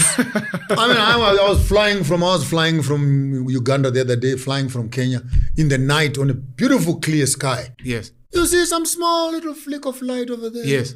And all is just darkness. Yes. And then that's Kigali. There's a small little flick of light there. You're now approaching Lilongwe. And you look around and say, we are overpopulated. There's an abundance of land. It's not around true. the whole world and specifically in Africa. It's not true. And I would want to mention something also in passing. I know this will sound offensive, but I will say it anyway, intentionally. There's no normal human being who would wake up in the morning to design nuclear bombs, design guns to destroy and kill other people, and you make it a career. There's no normal government that can wake up in the morning to design missiles and run around other countries and bombing people. There's no normal people who are living in Gaza and in Palestine, who are living in Ukraine and in Russia, who are living in America and other places where killing of people and humanity can be allowed and tolerated in the name of being a superpower. It's a business and a career. No. I think let us be responsible as human beings. If you want something from me, you can ask from me. If I say no, Penuel, Maponga J, can we have an interview? Yes, my brother, it's cool. Can we have an interview? I am busy. Can we reschedule? No, Penuel does not take no for an answer. Penuel looks for bodyguards. There are black cars coming around with me, coming to hijack me from my own house. And sit on the chair. You're going to be doing this. Anyone who wants power wants to abuse us, because love can get the same job done with cooperation.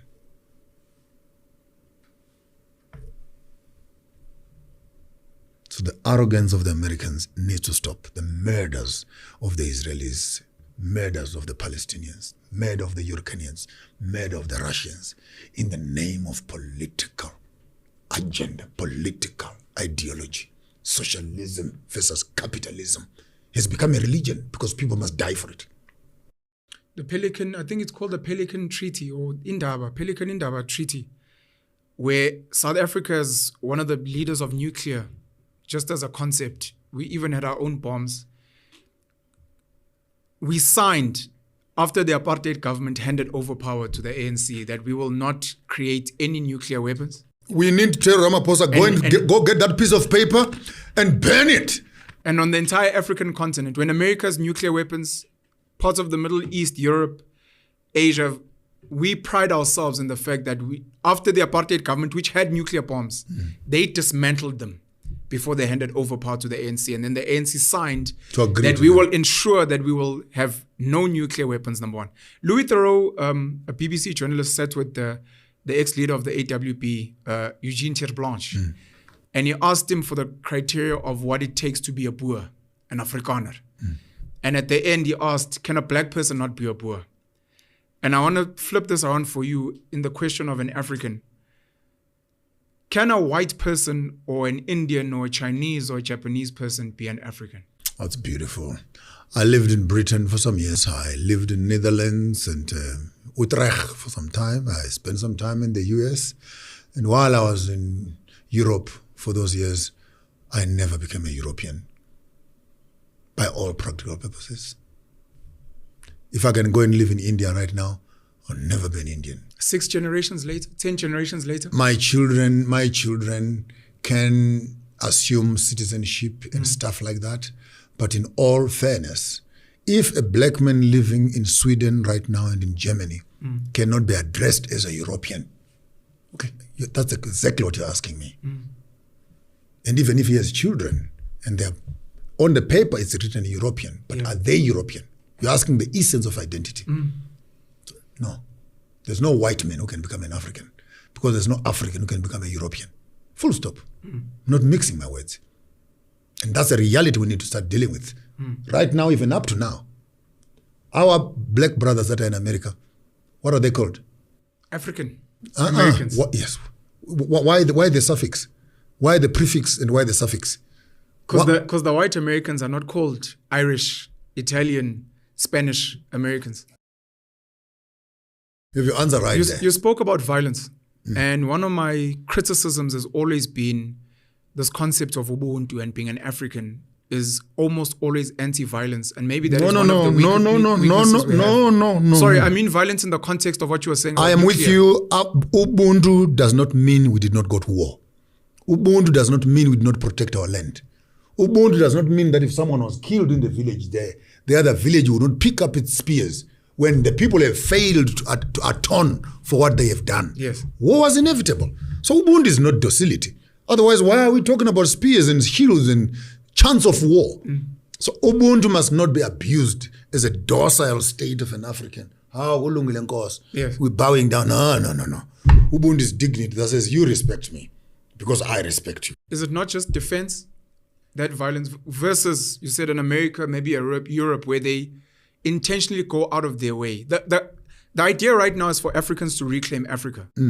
No one that I've ever heard of has ever spoken of an agenda of colonizing Asia, Europe, America as an African and say, look, while they're busy having fun on our continent, maybe to attain the power they attained or to reclaim whatever power we have, we're going to send small groups to go and colonize, whether as Nigerians. I know we spoke about this the other day, but and I think many people got offended that if these white people don't change and they don't change fast, they now have an educated group of Africans who are equally scrupulous, equally sharp-minded like they are. Yes. And me and you, we share the same idea on that. If these guys don't change, we will wipe them off the face of the earth.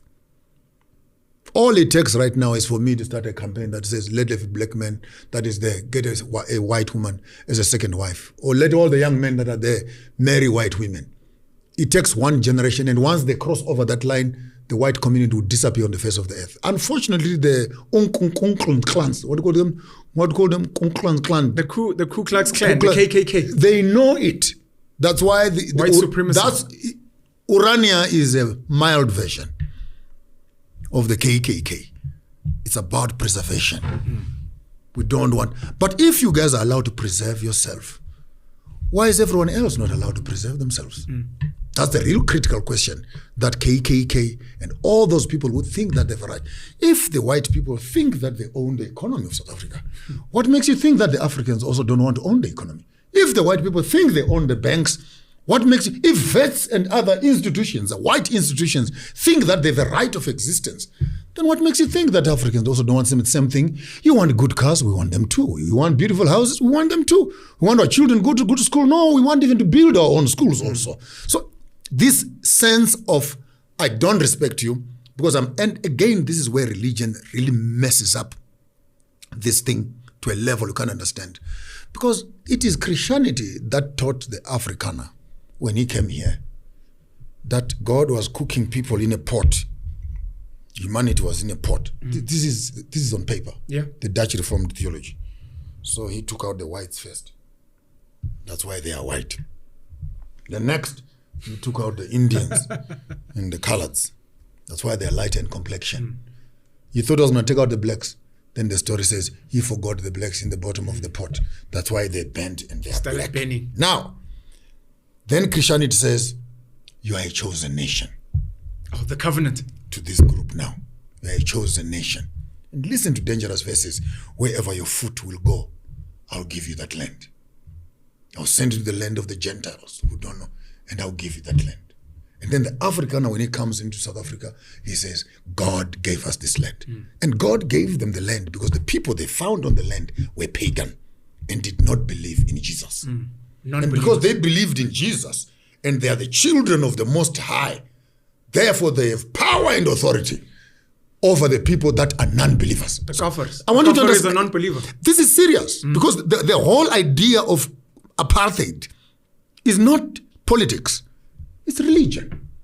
Therefore, if you don't believe in Jesus, you don't deserve dignity, you don't deserve respect, you don't deserve land. And me who believe in Jesus, as that other white man from Harry Smith, whatever it is, spoke out blatantly. Lord Smith. Not Lord Smith, man. This pastor who does crusades there, who puts on a big hat. Oh, Buchanan.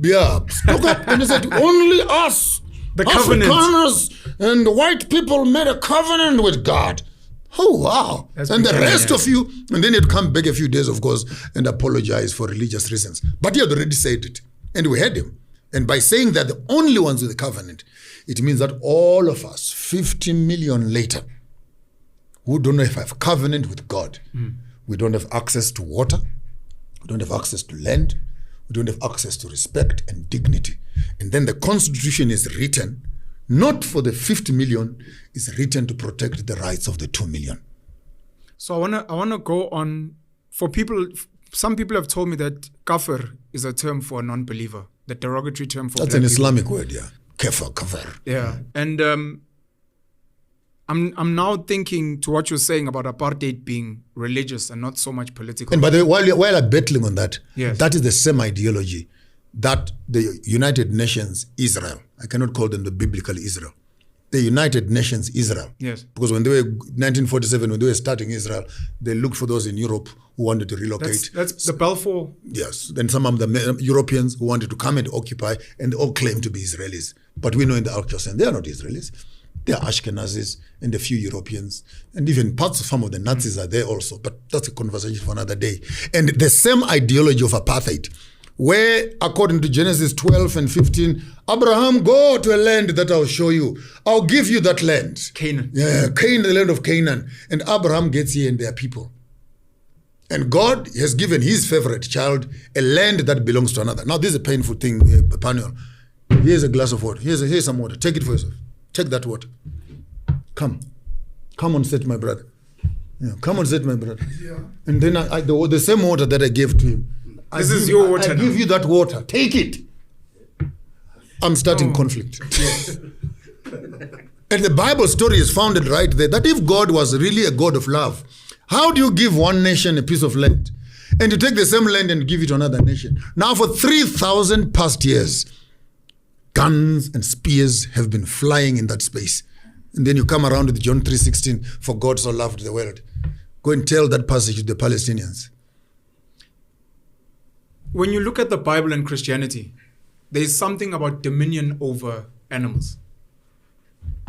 And I'm wondering in what you're saying that when the white people, and we'll speak about the Afrikaners, because they call South Africa the fatherland, the fatherland. Fatherland or father's land?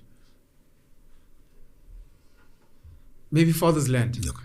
No, thank you. So they could have categorized black people as part of the animals and nature that God has given us to take care of and look after.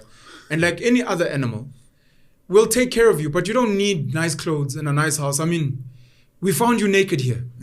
Our job is to create these nice systems so that you're okay. And obviously we'll use you like we use a cow or a donkey or a horse. Again, we're back to theology, Penuel, where as early and as late as the 1950s, 60s, even into the early 70s, the theology of the Catholics and the theology of many of the Christian white-dominated supremacist churches.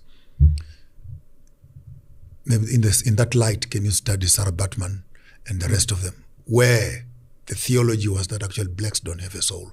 They're not human beings. They're animals. They make animal sounds. They live in bushes with nature like any other animal we've seen. They're like apes. And now when you begin to speak English like a black man, then the same white people come and say, yeah, you're not like them. Yes. Who are them? It's almost like this whole process of whitening of the black man, yes, like they did in Egypt and Algeria and some of the coastal lands in the Arab world. It's actually a crime against humanity. That the genocides that are happening in Germany, in Namibia, the genocides that are happening, and some of the wars that were fought in Africa, even KwaZulu-Natal. If you watch Shaka the Zulu and some of the documentaries, some of those white people did not believe they were fighting human beings. The savages. I went to KwaZulu-Natal. If you get to the Hilton Hotel in Durban, yes, just after passing McDonald's there, when you're entering into Durban, yes, there is a Hilton here. If you look on your left, there's a police station, big police station behind. There's a graveyard in there, a cemetery of the top-ranking soldiers in the British, etc. I would try to go there now. I found that they have deleted some of the information and they rechanged that placard. But when I was there in 1994, 95, 96, I was working in Durban. There's a beautiful park and there's some nice sepulchres and stuff like that. But it's nice, beautiful, lush. So I'll go and read there. So I'm walking past this grave and I see this big image of, stone with British, those funny heads of theirs and guns that have God save the Queen, that have banners in front of them, and it's written at the bottom there, "Here are the gallant soldiers who died while fighting the savages." In black and white, written on stone. I went there, they've deleted it, they removed it, because I think that's where war begins. Yes. Where you call me a savage, and then you go to define what is a savage. It's barbarian, a kafir, a not just animal, soulless. Ruthless, soulless, senseless, mindless, Christianless person. if person is even included in that. So when you begin to talk about... Science used to say black people, Africans, are 3/5 human at some point, not full human. And now when science is coming up, proper science is coming up and it's telling us that Africans actually were a 9 and whites are a 6 in terms of our genetic makeup. We actually are of a superior race than they are. The original man. Will they be able to publish that now? They don't even have skin to protect them from the sun. Later on, the empathy and the heart is so good. If you see someone that is struggling, your heart goes out for them. Right now, we can be walking together, me and you. We find a black man struggling. We find a white man struggling. Come on, tell me the truth. Where would your heart go? Naturally. To the white man. Come on. He shouldn't be there. I'm at home at least when I'm fit. But something in us, in that empathy. We have to protect the white man. We are not like them. And what I'm afraid of many times is that this colonial system will make us like them, will reduce us to be like them. I'm becoming like them, I have to confess. And then you end up also having to put aside your humanness to deal with a system that is inhuman. Have you watched a movie called Scarface, Al Pacino, where he says, I'll be the bad guy? It gets to a point sometimes when you study history where some of us feel called upon to become the Genghis Khan, Ibrahim Traore from Burkina Faso, where you say, I will assimilate to the animal. I will study him the same way he studied us so that we can infiltrate. And I'll be the bad guy and you'll call me names. But later on, hell will break loose. Let me announce it on your platform, Penuel. Ladies and gentlemen around the world, particularly the colonial and the white system, the fact that we are human and we are forgiving and we are kind does not mean that we are not thoughtful. We are not aware of what is happening. South Africa is a miracle. Zimbabwe is a miracle. Kenya is a miracle. That people who raped our mothers, maimed our fathers, took our land, butchered and sidelined us. Right now, you could still be walking side by side, drinking teas together, crossing each other on the malls. And once in a while, when you get excited as a white community, you shoot us on your farms, calling us monkeys. You set dogs on us because we're inhuman. You better watch out when you tamper with people that have both the strength and the numbers.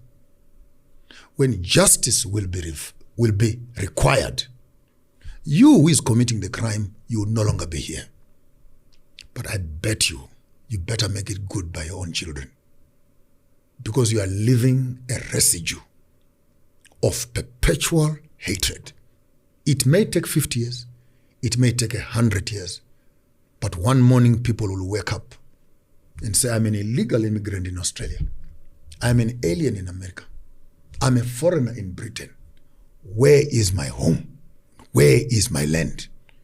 And these small little pieces of land that you have taken for yourselves and build yourself lush houses, these small little properties that you beat your chest around, you're going to leave your children with a big, heavy 1 milestone hanging on their necks.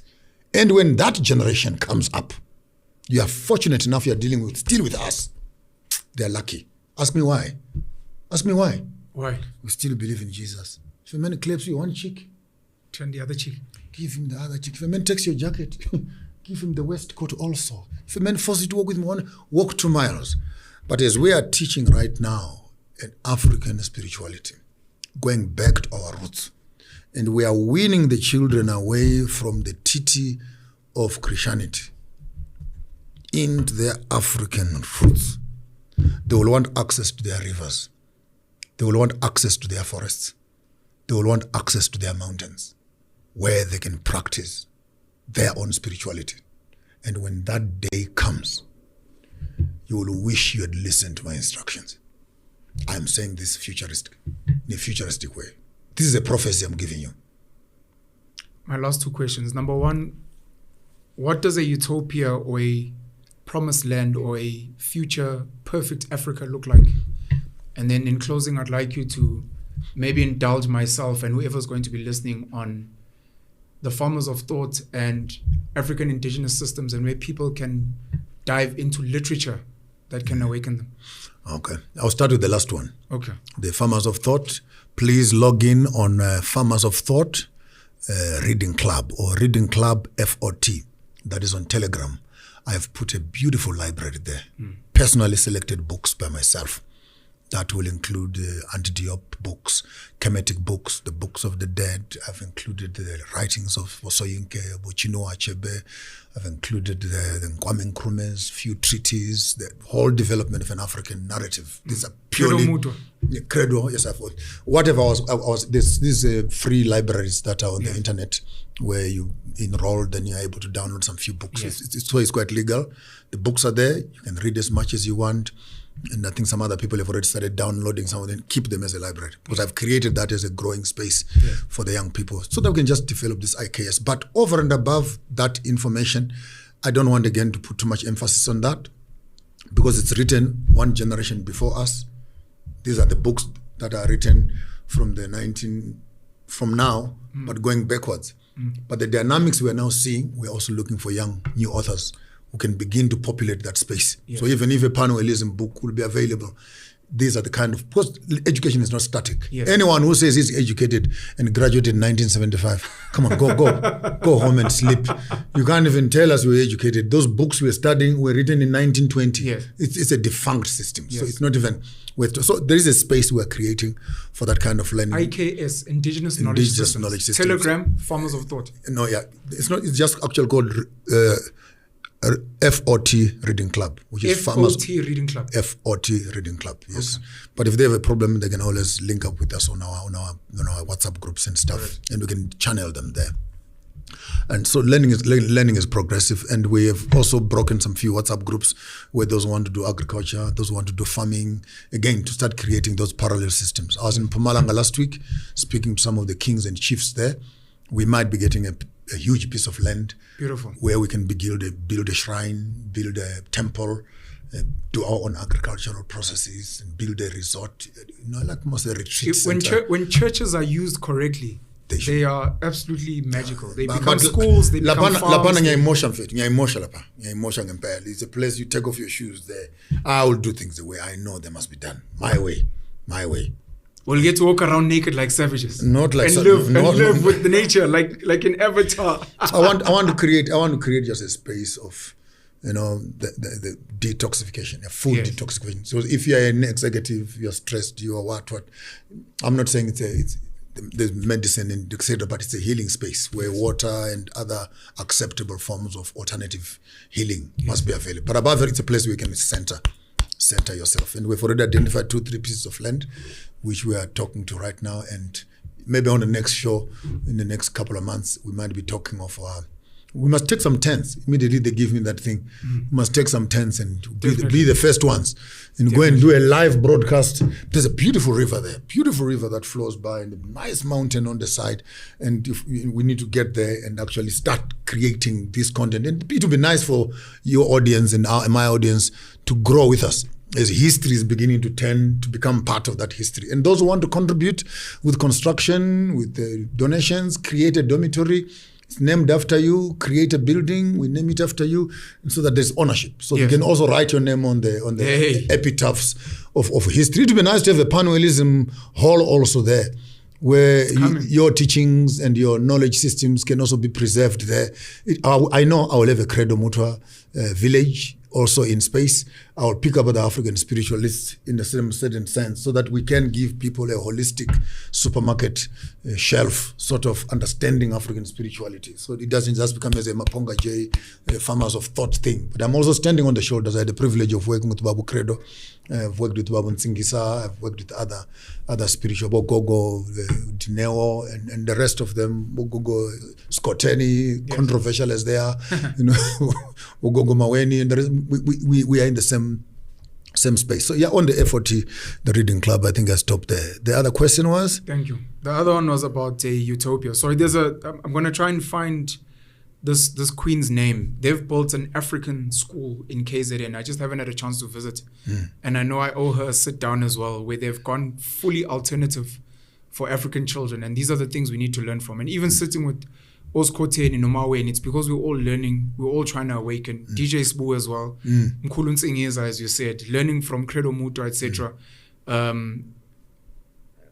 The space in Mpumalanga, Nzalo Yelanga. Those are all the spaces we need to learn from. Have you been there? Building. I haven't been there. I was supposed to go. Have you been to Sodwala? Sodwala Caves. I have, yes. Okay, then there is Nzalo Yelanga. You also have lots of sacred sites, beautiful sites. You want to travel from Cape to Cairo? I hope I can join you, because for me it's going to be selfish. You do what you can. I want to spend a lot of time with you, because you owe me. I'm saying this, but it's not true. You owe me, from a conversation we've had, to give me the tools to build systems similar to theological religious systems for Penuelism to thrive. Okay. Because I want to copy or borrow from some of those systems that have worked. Like I said, when a church is used right, becomes a daycare center, a school, aftercare space, there's a garden outside, it's a place of refuge, it's a healing center. The second question was your vision. Utopia. Because you're an artist, you're a visionary, you can draw, you can paint. Moses sold the story to the Israelites of the promised land, and he assimilated to the Egyptians in committing atrocities to free the people. What does a utopia, an African utopia, look like in your mind's eye? Let me start off with the grave. The utopia I see is Africans using 30-40% of the land for commercial and living and agriculture, and the other 70% being allowed to recover and create a sustainable. We don't need to produce more. We don't need to farm more. We need to process more. We need to manufacture more. So instead of us looking at 300,000 hectares of wheat, yes, and so many kilometers of coal that we must dig up from, maybe we need to dig a little bit and produce what is needed. So the processing concept I'm talking about will right now you drive from Wheatbank into the whole place is being dug up. Yeah. But Sekunda, those areas. And we don't need to dig up everything. Yes. And these are irreplaceable resources. Correct. And we dig less, process more. Then we can also sell final products. We will still make 100 times more. Correct. Than we are doing right now with raw material. Yeah. So the utopia that I have is when Africa stops being a producer of raw materials, but rather being a distributor of final products. That's number one. Okay. Number two, I look at a new Africa where on top of every grave we'll no longer be burying people in coffins and metal boxes, but we'll create for these people beautiful cloth and biodegradable materials.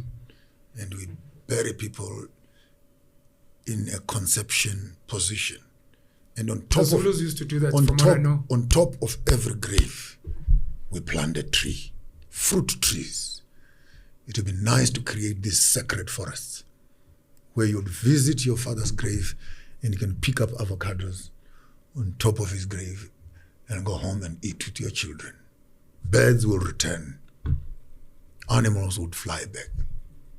I see an Africa again where children can go back to the river and drink waters from the river. I see in Africa where our houses will not be concrete jungles of square rooms, but our indigenous architecture. You guys who have gone to school and have done engineering, are you telling me after 60, 80 years of running engineering institutions like Wits and Johannesburg, none of you has been able to pick up a Zulu hat and create a commercial building out of that architecture and technology? Study it. Understand it. Then bring it to class. Understand the materials and build new cities. See how beautiful they look. Imagine driving into this place, which is a dome-shaped Zulu hut in terms of design. And the elements that have been fitted into the house are both ethnic, organic. Is this not the new world they're talking about an organic world, going green? Eco-friendly. How can we go green when we're in square houses that are full of paint and etc.? And we're talking about asthma when people are smelling all these chemicals that are on the walls. So maybe I see a new Africa where children will not be vaccinated, where we vaccinate them the natural way. I see a new Africa where women would deliver children naturally. Yes. On a birth stool. No more cutting our women's tummies and etc. And women are delivering correctly. I see a new space where men would be sitting around discussing what to do with the wealth that they have in their own spaces, looking after their own estates. I see a new Africa where seasons are changing and drums are playing and kudu horns are sounding on the mountainside and people are chanting together and have weekends out renewing and maybe drive back to their own places of work. I see a symbiosis where a man is driving back from his village and his boot is full of organic foods to come back and live in his own space and grow up his children. I see a new Africa where universities are no longer just teaching us William Shakespeare and teaching us Tudor Bismarck and the wars of the Bolsheviks. I see a new Africa where we sit down and study Penuelism. Let's go to town and study the development of African ideology, comparisons and vigorous mental transformative. I see a new Africa where young men should be able to pursue and build the legacy that his father has given him. And you go to school to study as to how do you transform this to become a better institution. Where one day you'll stand and say, my grandfather used to be this. My grandfather was this. My father was this. I am this. I see a new Africa where legacies and generations will grow from each other. I see a new Africa where we won't need passports to drive and walk around this entire continent. But we can retrace our steps. And it no longer becomes an ideology. But we can have pilgrimages into the Great Sese Islands, into the plains of the Serengeti, into the Victoria Islands, and drink our waters from the Great Nile River, and re-admire the million wild beasts that are walking past into the fertile crescent of Mount Kilimanjaro and etc. Retracing our steps, those that came from the north, those that walked through the center, and those that walked through the south, retracing our steps. What's your name? My name is Ngelengele. Ngelengele kavani kabungana. Upungana kavani upungana kachitikulu mimi hiyo mabel mamashe mahle. Babuya api babase Angola, and I see people beginning to move. And if Ngelengele in South Africa, Bungane, wants to go and live in Angola amongst the fellow Bunganes there, he should be able to do that. In as much as Nkima Encube wants to go back and live in Uganda, it must be possible because people are not like goats. Those who love wetlands will go back to wetlands. Those who love mountains will go back to the mountains. Those who love the deserts should go back to the deserts. And I see a new Africa where power will no longer be on the top side, but communities through totems are able to set themselves up into communities. One currency, one army, one passport, one educational system.